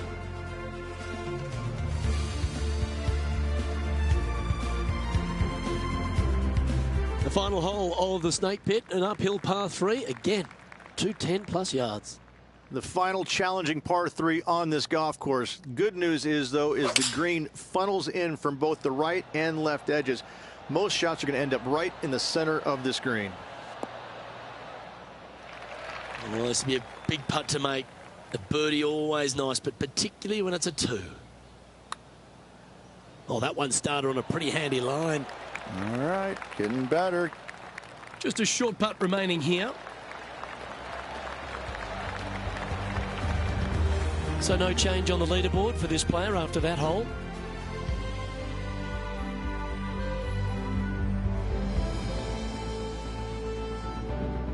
We've made our way to the final tee here of Innisbrook's a Copperhead course, and Rich, no real reprieve. Not at all. Tee shots have to favor the right-hand side, staying short of those bunkers down the right. The bunkers on the left will see a lot of action, and good luck getting it on the green from there. This green is probably one of the nastiest on the golf course, as it's got a severe tilt from back to front and left to right as well. This is truly one of the best par 4 finishing holes on the PGA Tour. He has this putt in front of him to finish with a clubhouse lead. That signs off on this player's performance for the day.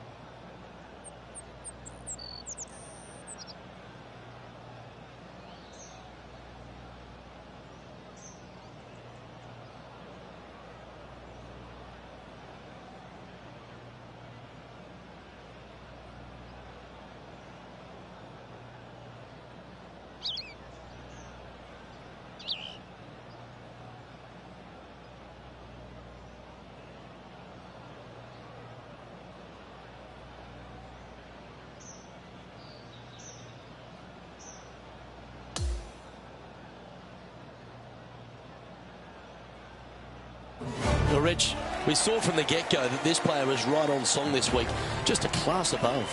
This player absolutely dominated all week long, all tournament long. Great job. You don't see this happen very often. I'm Luke Elvey, alongside Rich Bean, and on behalf of all the hard-working folks at HB Studios, it's goodbye for now.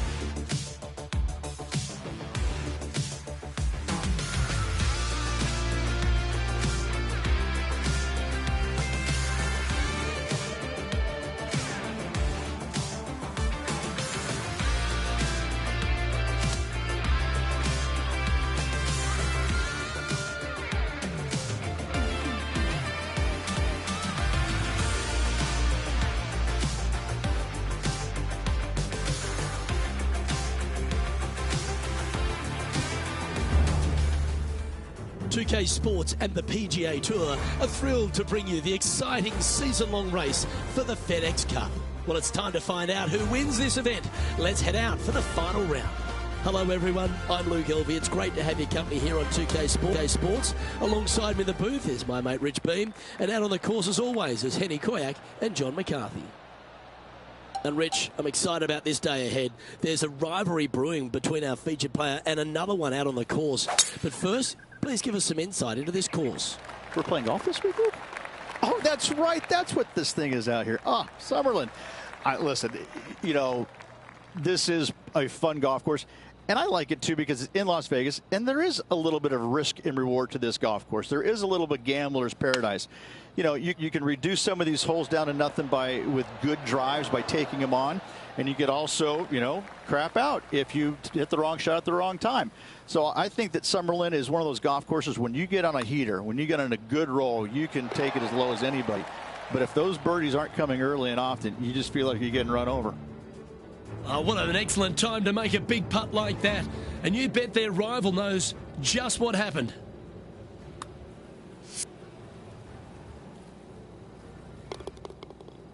Currently 1 under for the tournament. Take us through the tee shot at number 2, Rich. Get downhill, dogleg right, par 4. Got to avoid those bunkers on the left-hand side. Fairway does pitch from left to right, so the canyon on the right can see some action. And from there, your second shot is downhill to a green that sits a little bit from left to right and from back to front. Coming fresh off a win, this player's looking to go back-to-back here. Can't think of any better momentum. Obviously, the player is firing on all cylinders. Sit back, watch, and enjoy it. 11 feet to the cup. Looking for another birdie here. Penny, take us through the break on this putt. I've got it going right to left here. Oh, what a putt. Back-to-back birdies, moving the right direction there, Luke. And after that, he'll move to 2 under for the tournament. As we head to the third, Rich, take us through it. Canyons over on the left-hand side must be avoided at all costs. Anything out to the right-hand side is just fine. Challenging second shot over the canyons, over a deep bunker fronting this green. Not much of a target once you do find the green, so anytime you find it in 2, you'll have a decent look at birdie. This one's looking good off the tee. That should find the short stuff. And Henny, what are you seeing down there? Setting up here from about 145 yards.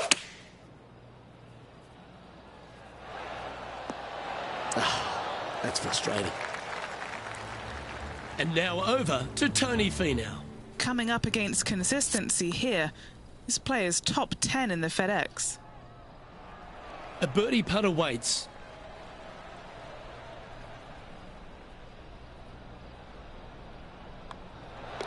Yeah, well hold. Let's move on to the next. Well, let's go back and have a look at the 4th hole. It's quite a big, long par 4.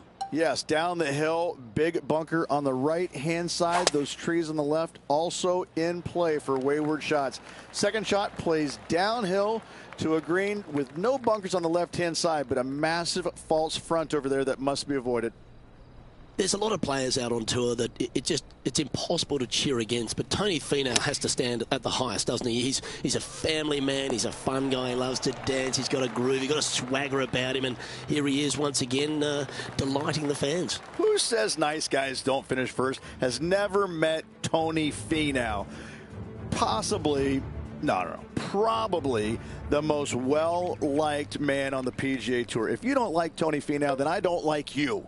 Right? I mean, he's just this great character. I mean, and you see the smiles, but you know underneath, ooh, he wants to rip your heart out. He's got more passion for the game, I think, than anybody out there. And you can see it. You can see the intensity when he's hitting the shot. But as soon as it's over with, it's just all smiles once again. I can't say enough great things about this man. I love him to tears. And I'm always rooting for him. He's a guy that I want to root. I want to see him win more and more and more. A par putt awaits. And down it goes. And just keeping it in neutral on the leaderboard. Let's go to the 6th. One of the best short 4s on the course. No bunkers on this hole. A unique feature. However, Desert, desert everywhere. Take out a fairway metal, maybe even low driver, chase it up the fairway. Second shot to a plateau style green. There's a little backstop at the back of this green that you can use when the pin is in the back portion of it.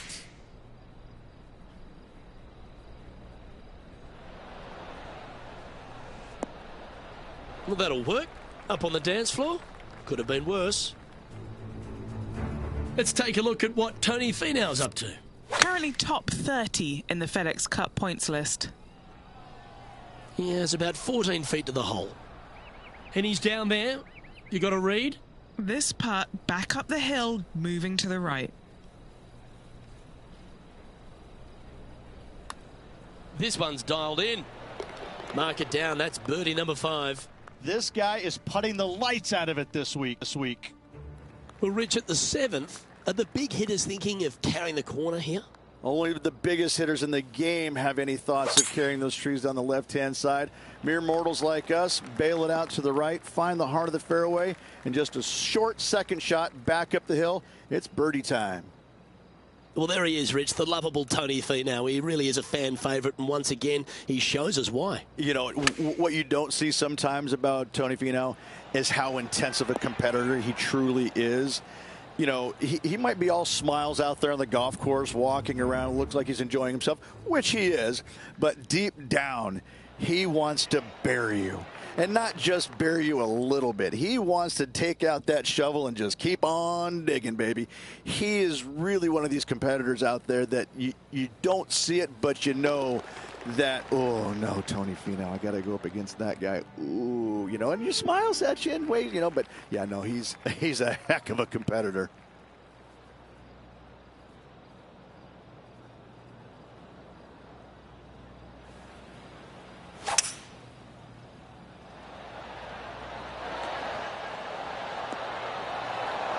How close was that to going in the hole? Great shot. This would be a great up and down from this spot.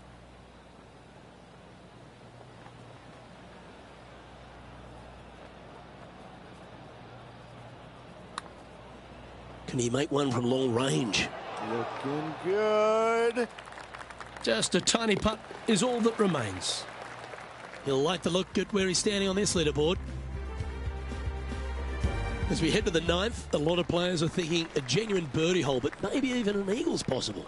Oh, this is a birdie hole. Par 5, reachable by everybody should they find the fairway. You got bunker left, trees out to the right-hand side. Thread that needle.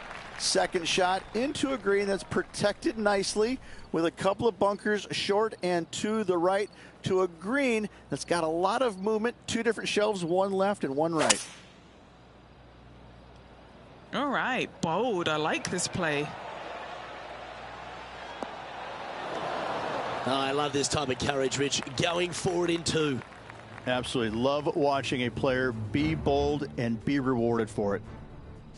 Let's return to live play now. Ooh, it'd be nice to make this putt. This is for eagle. Okay, Henny, what's he looking at with this putt? Setting up this putt 25 feet from the cup.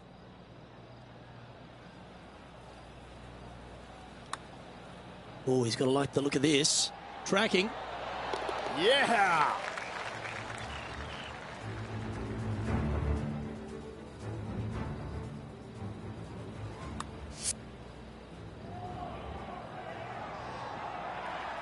Here we go, Rich. In the lead, late in the championship. It's exciting. Luke, so far, it's been entertaining watching these two go head-to-head. Not too sure exactly how this is going to play out, but so far, so good. Love watching these two compete. Oh, well played. And Rich, that back-to-back win could be within reach here. This player can just gain a few more strokes on the inward half. Winning last week, this player's full of confidence, and rightly so.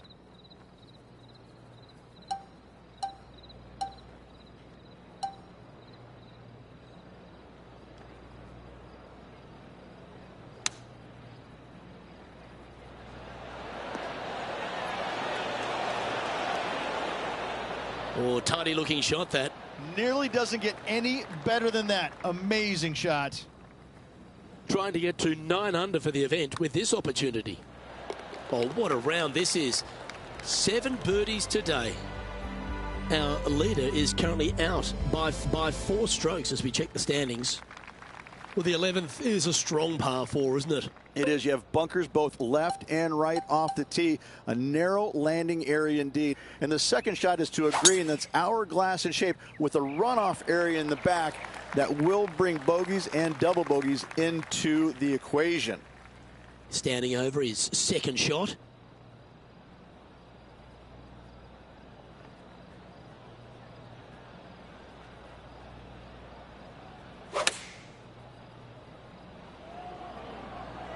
Well, good looking shot here. That's headed towards the green. Oh, what a shot. Mark it down as an eagle. Oh, what a talent. Gets it to go. Simply delicious.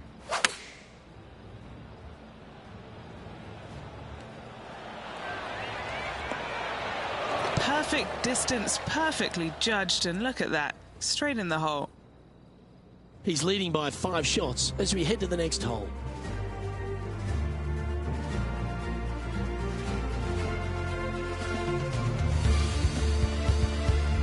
The tee shot at the 12th certainly asks you to position the ball very smartly. It does. Driver normally not needed here as the fairway runs straight downhill towards that water. Lay it up out to the right someplace. A short, sometimes mid-iron required for that second shot. Keep it left because that green does tilt from left to right towards that water.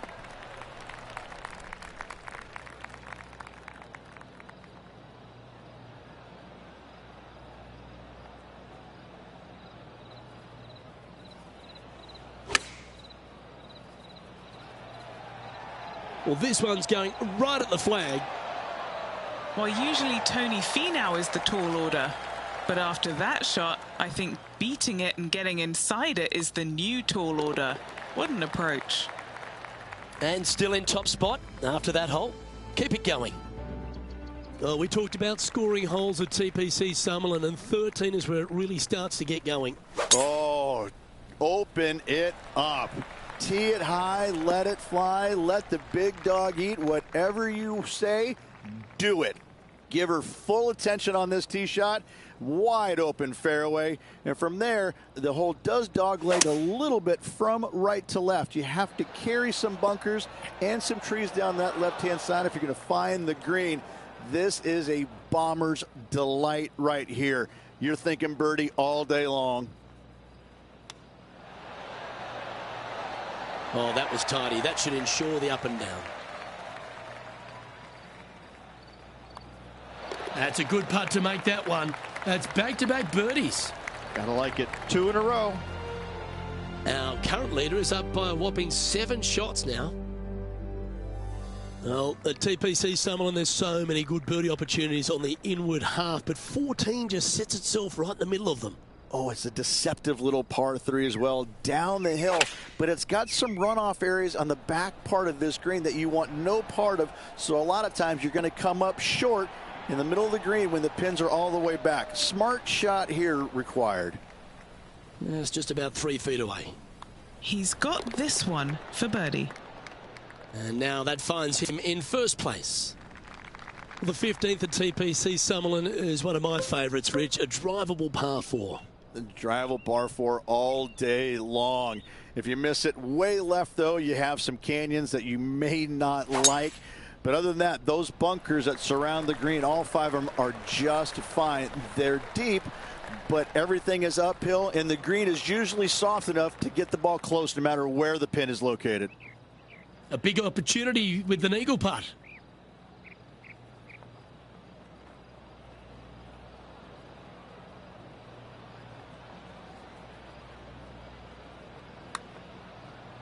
Oh, he's put a pure stroke on that one.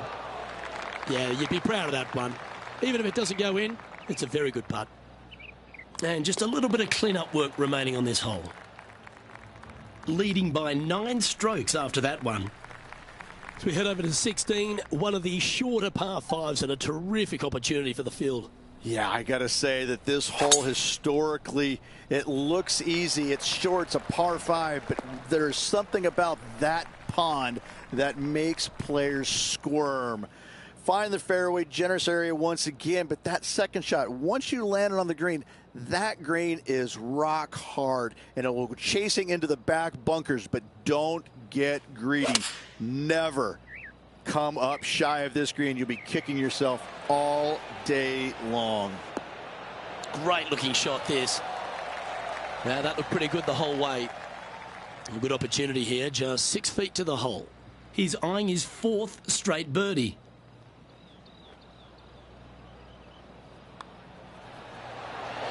How good was that putt? Holding steady in first place after that one. And I don't give the rest of the field much hope today. Our leader is way out in front in this final round. Well, 17 at TPC Summerlin has seen some great highlights. None better than Jonathan Bird. A walk-off hole-in-one in the playoff. How about that? Water everywhere down the left-hand side to this elevated green right here. Most players are leery of it and bail out to the right side in those bunkers. And that green chases from right to left, so a delicate bunker shot would be required.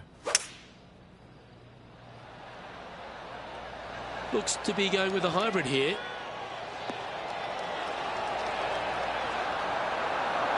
This player's dialed in. What a shot. This putt is about 8 feet.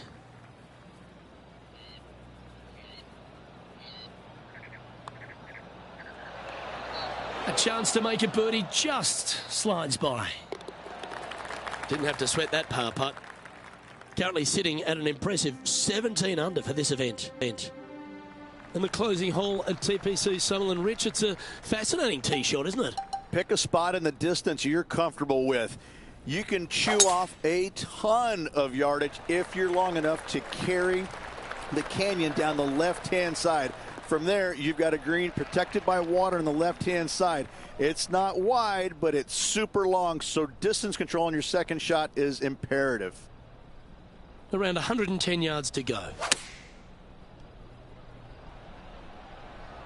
Anywhere up on that dance floor would be nice. Got to admire that talent. Just green after green in regulation. The iron play today has been absolutely stellar. Luke, the greens in regulation, just a fantastic accomplishment. Great to watch.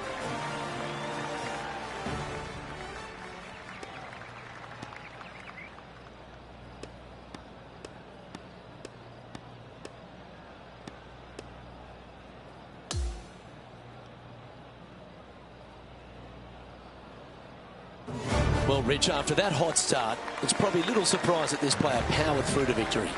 This player absolutely dominated all week long, all tournament long. Great job. You don't see this happen very often. Well, another great day of action here at 2K Sports. On behalf of Rich Beam, the entire hard-working folks and team here, I'm Luke Elvey. We look forward to your company next time.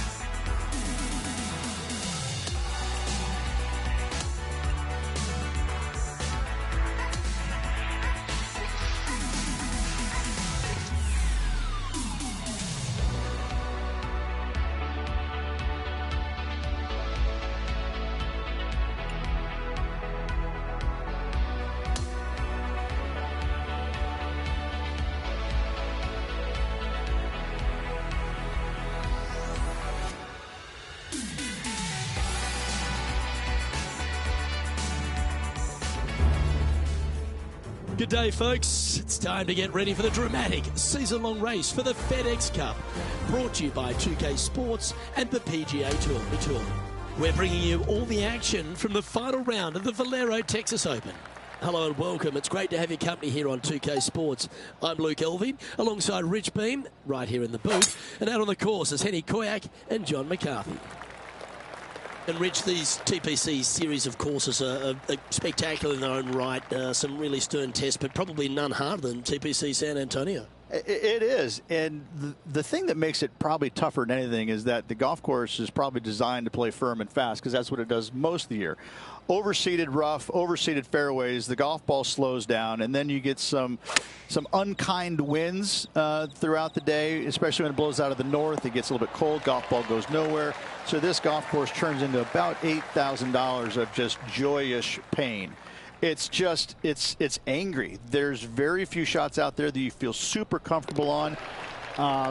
You know, even the drivable 17th hole where you think, finally, I've got a hole I can take advantage of, there's danger lurking everywhere. So it's just a golf course. You have to keep the ball in play off the tee no matter what. You get off the fairways, you're making double digits, making a 16 like a player did years and years ago. It's just, it's a hard golf course, and usually with tough conditions. Oh, the stinger. That is a thing of beauty. Take class and talent to hit that shot. Second shot on the second.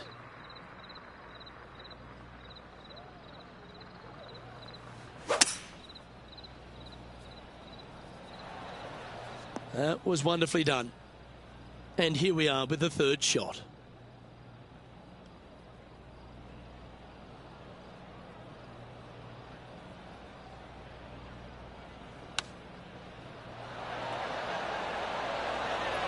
That's nicely done. 3 feet to go here to the hole. A really good look at birdie. And after that, he'll move to 2 under for the tournament. Moving up the leaderboard. I like it. Rich, let's head to the par 3 third, the first of our shorter holes. You really hope that the wind is not blowing into your face on this tee shot and making it that much more difficult and longer. This green is perched up high. There's runoffs all around the left-hand side and the back portion of it, and obviously you want no part of coming up short. Players that find this green will find it difficult to two-putt, as there's lots of humps and bumps and swales in it. Our work here is done. Let's head to the next hole. And that performance will now take him to 3 under par. Gotta like it. Moving up the leaderboard. Never a bad thing.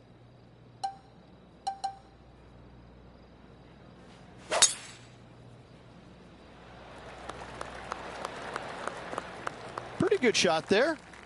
Standing up over this one after a bunch of birdies. It's a good start to the day. Let's hope they can keep up the good form.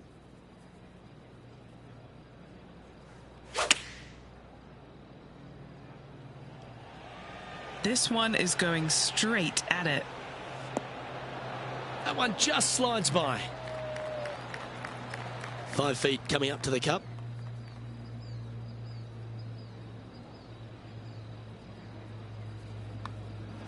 Nice one. 4th birdie of the day. And he will move to 4 under par now. The 5th is one of the shorter par 4s on the property, right on 400 yards. Players must make a decision whether to go for it or lay up short of that fairway bunker down the right-hand side. This green is perched above the players ever so slightly, and there's a spine running right through the center of it with a low area on the left-hand side. No matter whether you go for it or you lay up, this is a wonderful birdie opportunity. Lovely touch. Well played. This putt's about 4 feet from the hole.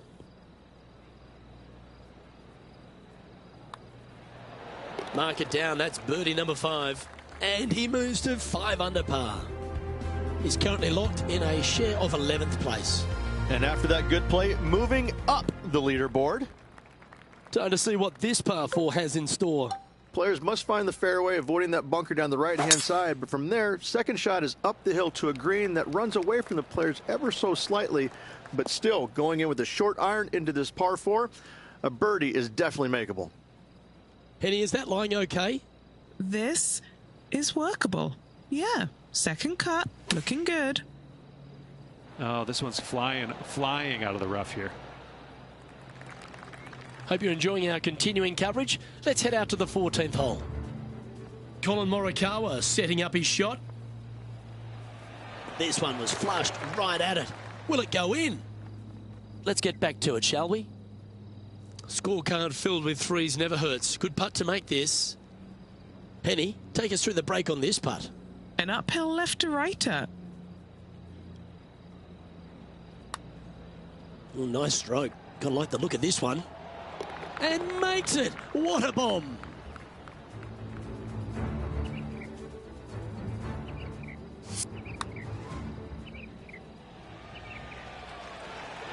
Now 7 shots behind after that. The par 3 7th, Rich, has this big cavernous bunker that sits right in the front center of the green. And it's a triple tier green as well, Luke. It shares it with the 3rd hole. Anything missed out to the right will be fine, although you'll be in a low area. It will be difficult to get it super close. But yes, you must avoid the bunker on the left-hand side. It is cavernous, as you say. And our intrepid on-course reporter, John, standing by. Well, I am over on the 16th. This is Tony Finau. Good speed. Get in the house. And back to the course with the live action. Lining up the birdie putt here.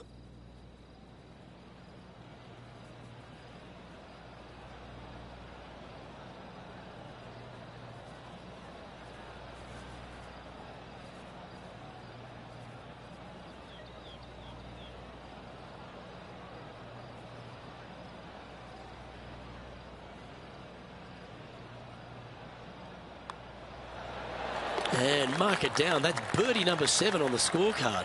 And with that, he moves to 7 under. As we check the standings, our leader has a 2-stroke advantage. Welcome to the par 5 8th hole.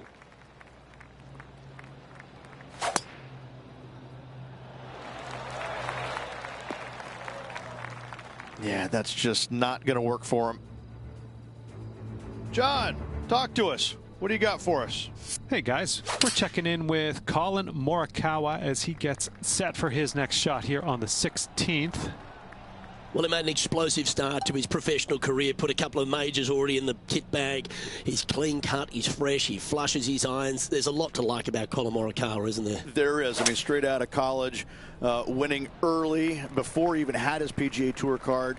And you're like, you know what? This guy's got some game. And then as we quickly found out, major championships later, he's got a lot of game. And, you know, it looks like he's, I wouldn't say robotic, because that's not the right word. He's tenacious in what he does, but it looks the same the entire time. But inside, his gears are working. He's really out there hitting different shots, different targets, working the ball, you know, usually left to right, you know, a 5-yard or a 6-yard. I mean, he's that exacting. He's one of those players you look at and you're going, no, I don't want to play with him. No, don't put him near the lead with me. No, stop that.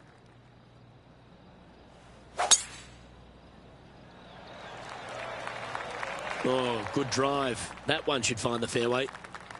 Sitting at 8 under.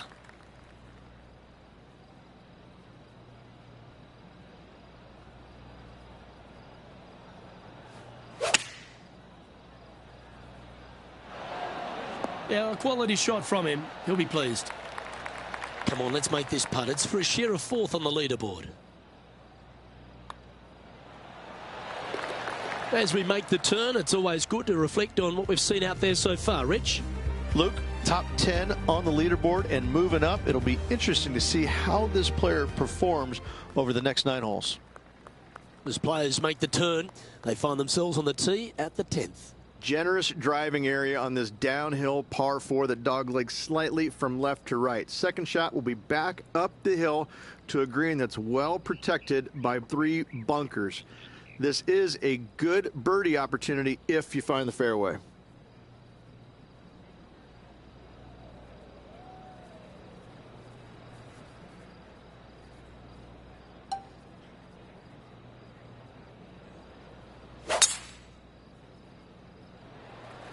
What a gargantuan tee shot.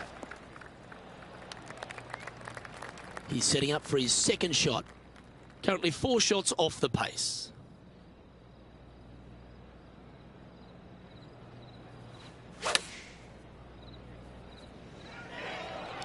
This one is right down the pipe.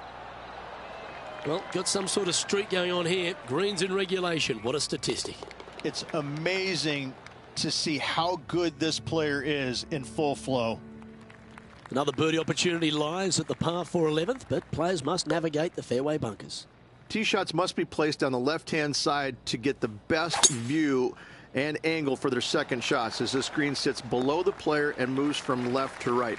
Tee shots down the right might be closer, but it's going to leave a second shot over a deep bunker and making it that much more difficult to get close.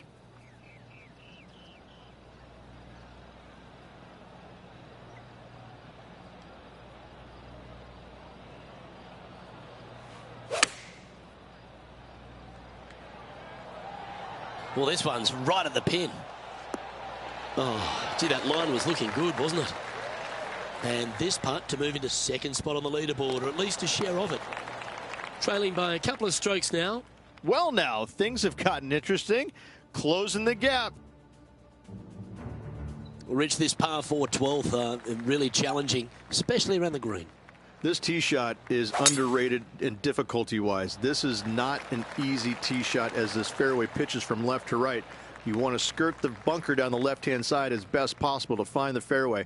Second shot from there goes straight uphill and surrounded by 2 of the deepest bunkers on the golf course. As they say, Luke, everything is bigger in Texas, and these bunkers are proof of that. Always nice to have a birdie putt. Short game has been especially sharp today, Luke. Very impressive. And as we look at the leaderboard, our player out in front is leading by 1. I tell you what, inching closer to that top spot on the leaderboard, things are definitely heating up.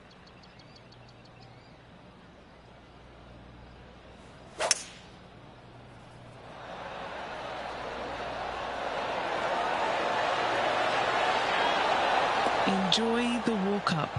This one's really nice. A lot on the line here. This putt for a share of top spot. Job done. Let's head to the next.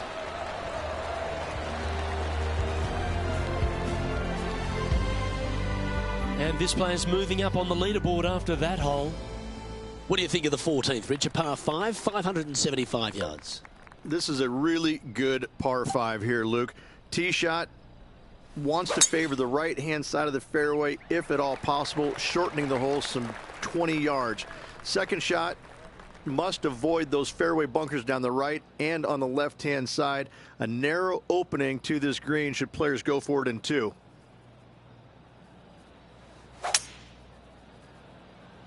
Now he's got his eyes set on the putting surface.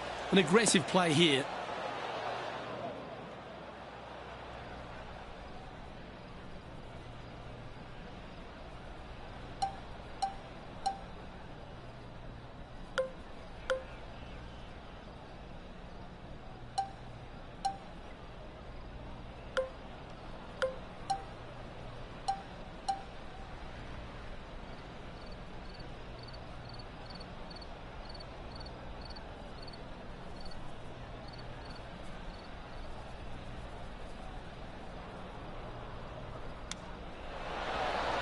How close was that to going down?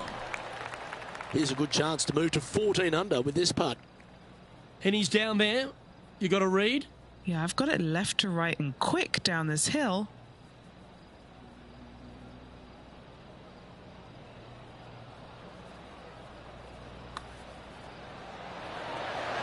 Yeah, you like the look of that right off the blade.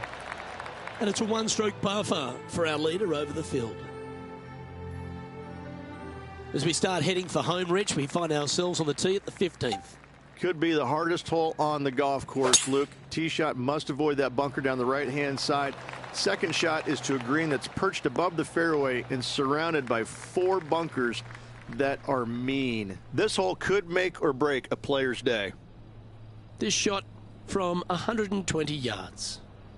Currently in the lead by a shot.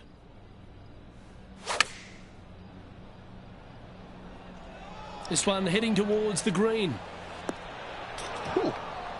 Big time play, that one, Beamer. What an opportunity to make a birdie. Yeah, this is some high-quality golf. Down the putt goes, and it's 15 under par, heading down the stretch. And with just a slim lead coming down that stretch, anything can happen.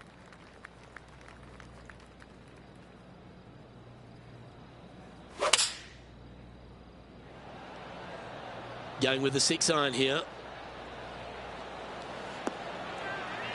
Handy effort, that one. Looks like a pretty straightforward 5-footer to me. He's staring down a birdie putt here. And he's done it. He's held it, and that means he extends his lead. And after that, now sitting at 16 under for the event. The 17th is certainly a fun hole. The question really is, should players go for it or lay up? Depending on where they put the tee box, Luke, most players should be going for this green. Anything just short and left could find that deep bunker fronting a green. But to be fair, that's not a bad miss. The one you want to avoid at all costs is the one on the right-hand side, because nobody, not even professionals, like a 60-yard bunker shot. What are we looking at for this putt, Henny? He's got 10 feet here. I think he likes it. Oh, that would have been outstanding to make the eagle. Oh, he's on fire today, building upon his lead, hole after hole. Okay, he's holding steady on the leaderboard after that hole. Reached the finishing hole here at TPC San Antonio. Very famous with that creek meandering up through the last half of it. It's a great par 5. Only the bravest of the brave will be going for this green in 2. Just a tee shot down the left-hand side and a layup, a difficult one at that, up the right-hand side. You must avoid the bunkers and the water with your second. Third shot, past the creek to a green that sits above you that has 3 distinct tiers on it. Getting it close here requires a deft touch.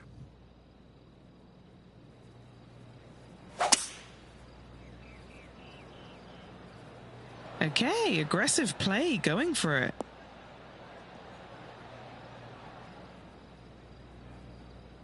Oh, that was fantastic. What a shot from the leader. 2 big hits there, knocking it on this par 5 and 2. Penny, take us through the break on this putt. I'm down here, I've done the read, and this is a left-to-righter. Here's a putt to finish his round with the clubhouse lead. Overcooked that one. He's managed to hole out now and has the clubhouse lead. That's good golf, but the nervous wait begins as the rest of the field finishes up.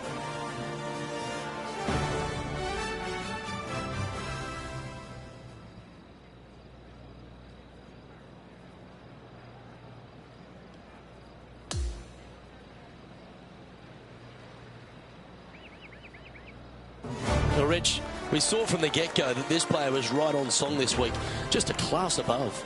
This player absolutely dominated all week long, all tournament long. Great job. You don't see this happen very often. Well, that was a thrilling day, and on behalf of myself, Luke Elvey, Rich Beam, and all the hard-working folks at 2K Sports, thanks for your company. We look forward to the next time you join us.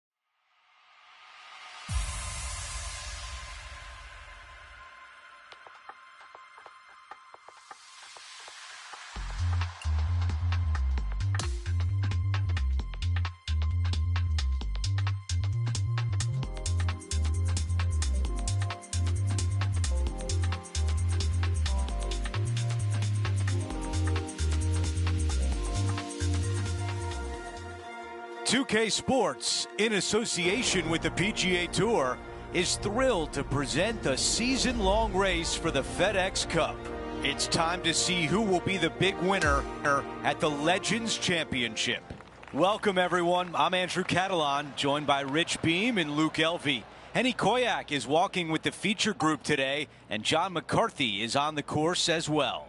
We've got a great day on tap. These players are excited to try and go low and race up that leaderboard. It's all coming up next here on 2K Sports.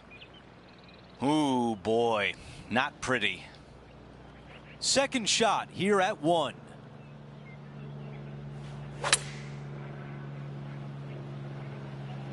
I tell you what, from the rough, nice. With this wind, that's a thing of beauty. And now a 6-footer is left. This for a birdie.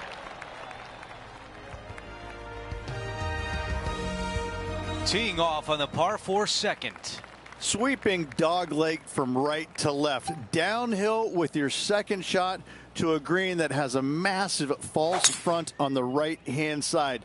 Do not come up short. Long and left is the best bailout area. Henny, do you have a better look at the lie? Yeah, this is sitting up nicely. It's not going to cause any troubles.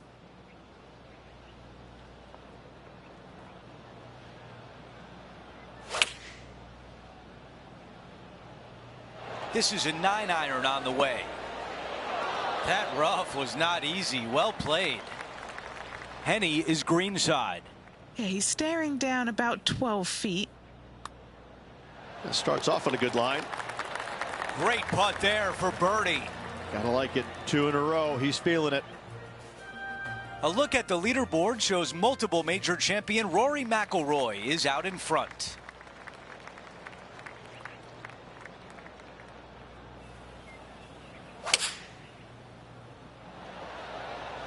The club choice is a 6-iron. Really well done. Already had a few birdies today. Another opportunity for another one. Let's take a look.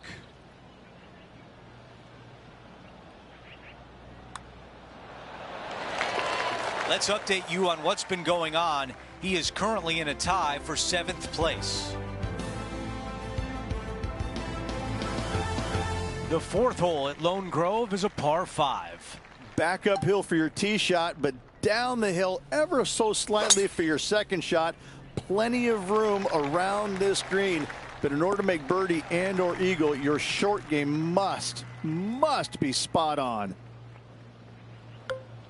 He has his eyes set on one place and one place only. It's the green.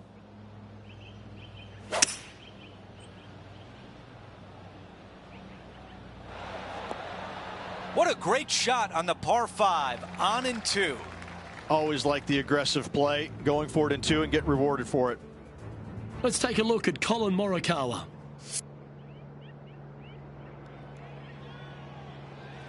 Trying to get to 5 under par with this putt.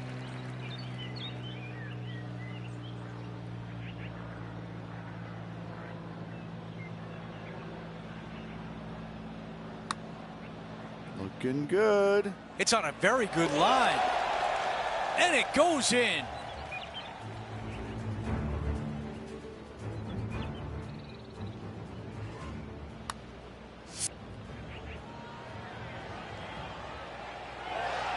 He is on the move now at 5 under for the championship.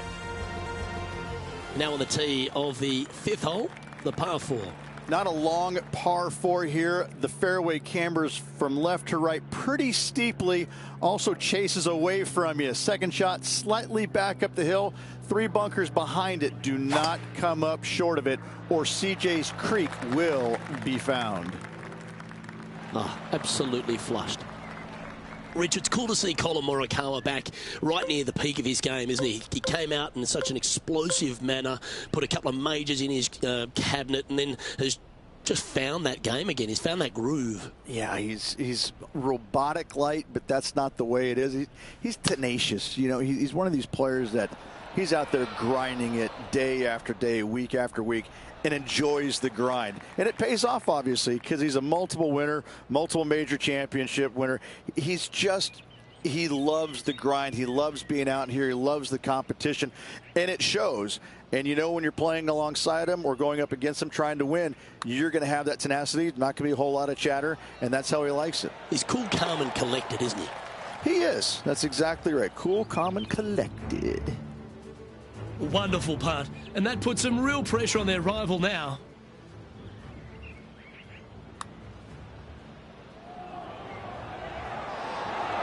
I could watch this one all day. Who would have thought that would go in? Just 2 shots back after that hole. Here at Lone Grove Golf Course, the 6th hole is a par 4 measuring a decent 465 yards, which all the way back there at the tips. Probably the most challenging tee shot on this course. CJ's Creek down the entire left-hand side. Second shot, should it find the fairway? Pretty straightforward, as this green complex is devoid of any hazards.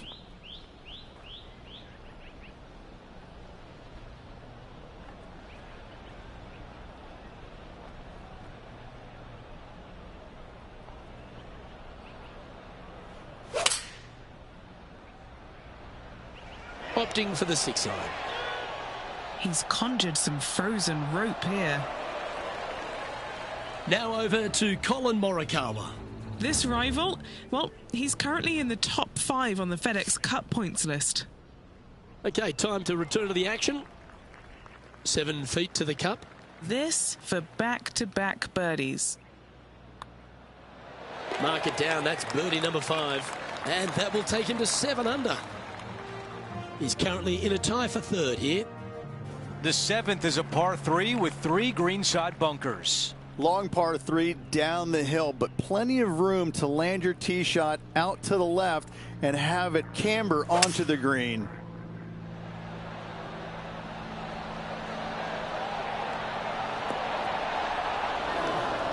Yeah, nothing wrong with that shot right there. John, give us a read on this putt. Not a very easy one here. It's moving to the left on its way down the hill.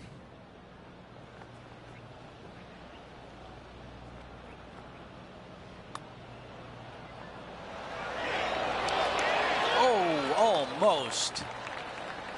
Here's one to walk away with a par.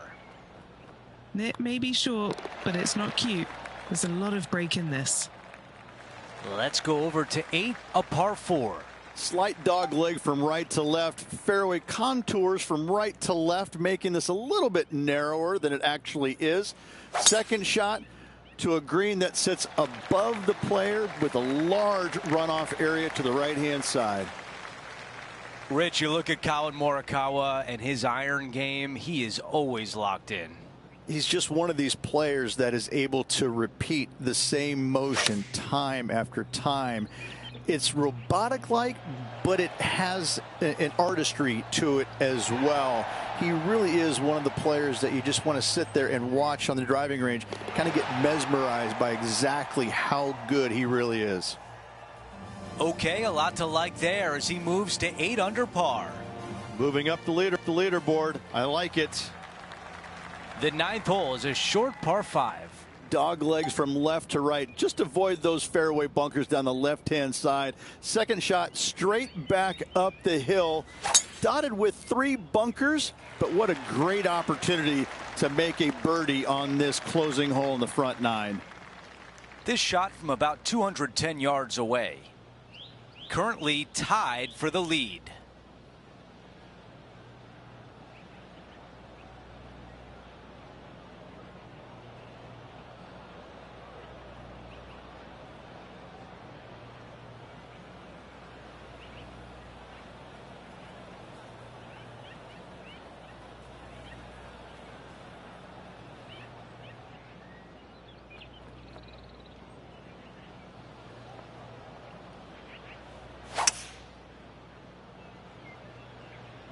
This one's going right there.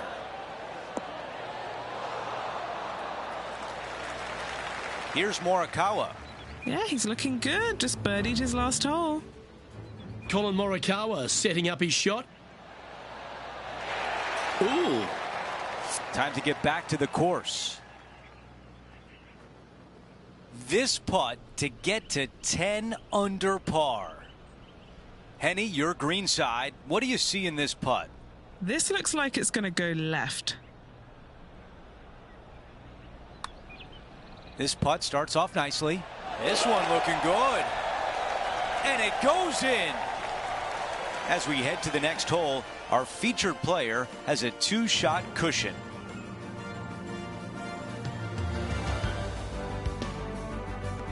The 10th hole is a par 4. A shortish par 4 in length, dogleg from right to left. No bunkers anywhere to be found on this green. However, the one big hazard is the green itself, undulating on every square inch of it.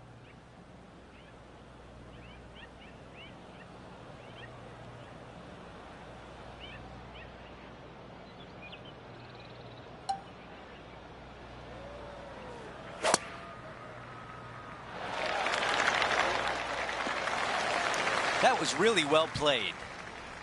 Looks like about 120 yards left.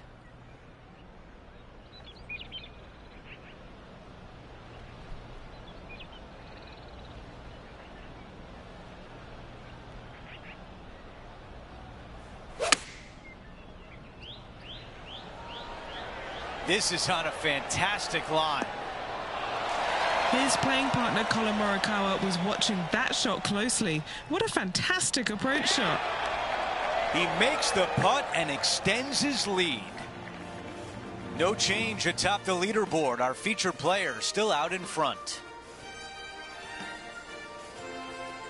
Here we are at the 11th hole, a par 3. Long par 3, back up the hill. It's got bunkers front and to the left. This green runs diagonally from left to right. Really difficult to get your tee shot close with the pins on the left-hand side. Opting for the hybrid, I think. Oh, I don't mind them. Unbelievable. Wow, it doesn't get any better now, does it, Luke? A 1 is the smallest number you can have out there. Yeah, let's do this.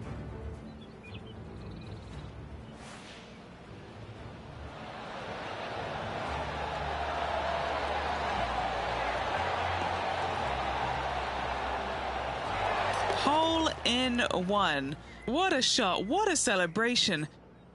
And maintaining top spot on the leaderboard after that. The 12th hole here at Lone Grove Golf Club, 543 yards, par 5.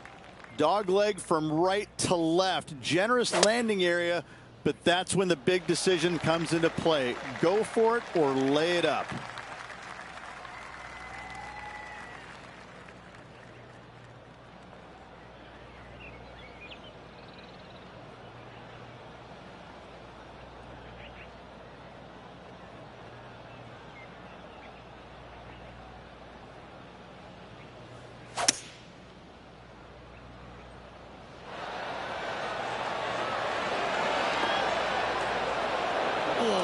By the hole.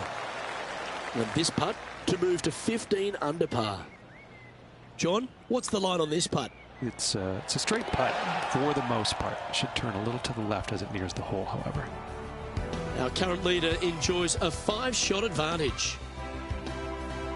Welcome to the par 4 13th hole. The dogleg from right to left. Big hitters are going to try and cut as much off of CJ's Creek as possible, leaving themselves with a very short wedge shot to a pretty inviting green, it must be said. Oh, golf clap. That's a beauty. His second shot here.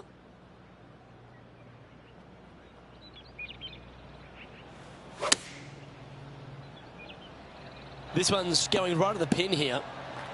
Just 9 feet remaining to the hole. And that's 8 birdies today.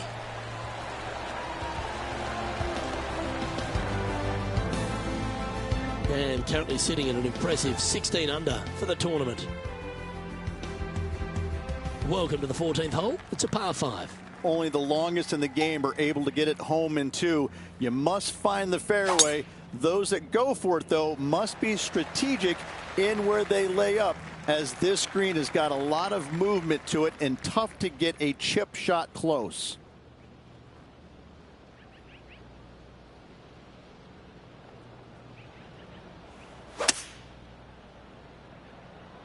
It looks like he's thinking about going for the green here. Oh, I like the courage here, Rich, getting after this par 5 in 2. As they should. What a play. Hopefully they'll be rewarded for that play.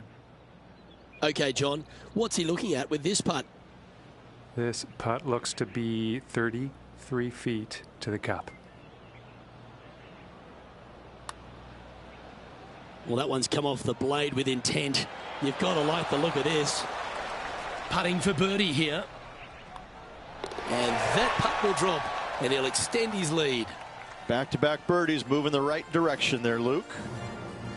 Okay, let's see how things stand. Our featured player is ahead by 7.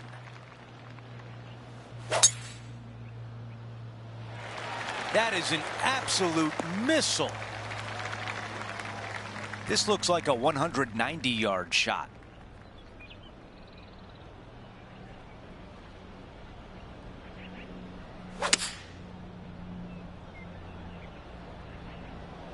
This looks right at the pin. Wow, it's just green after green. It's a machine. Another green in regulation. This is an absolute clinic. And after that hole, still in front on the leaderboard. 4 greenside bunkers surround the 16th green. I love this hole. Short par 3 with lots of movement, lots of danger, though, should you miss this green.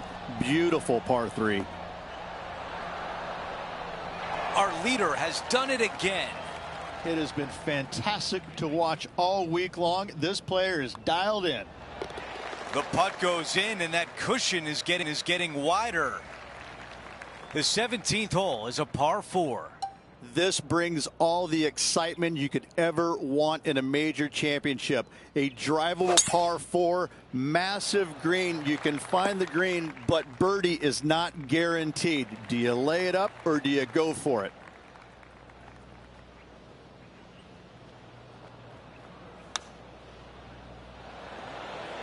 Looking really good. What an amazing day. Another hole out. Absolutely insane. I've never seen anything quite like this.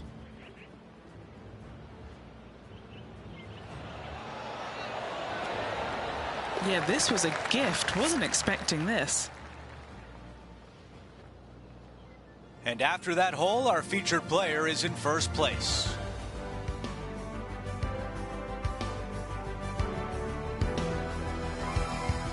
The closing hole at Lone Grove is a dogleg left, a par 4.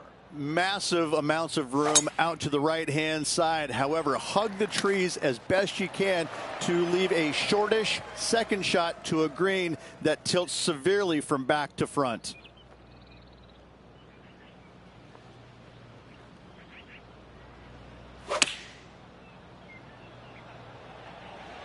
What an aggressive play. Wow, that was almost a hole out. This putt here is for the clubhouse lead.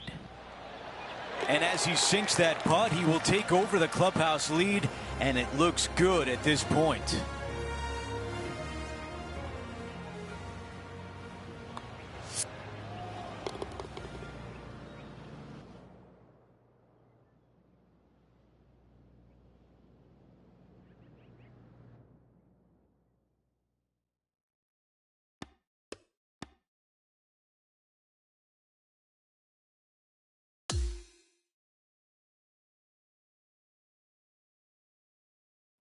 And Rich, my dad would call that a rocking chair win. There was no doubt about it.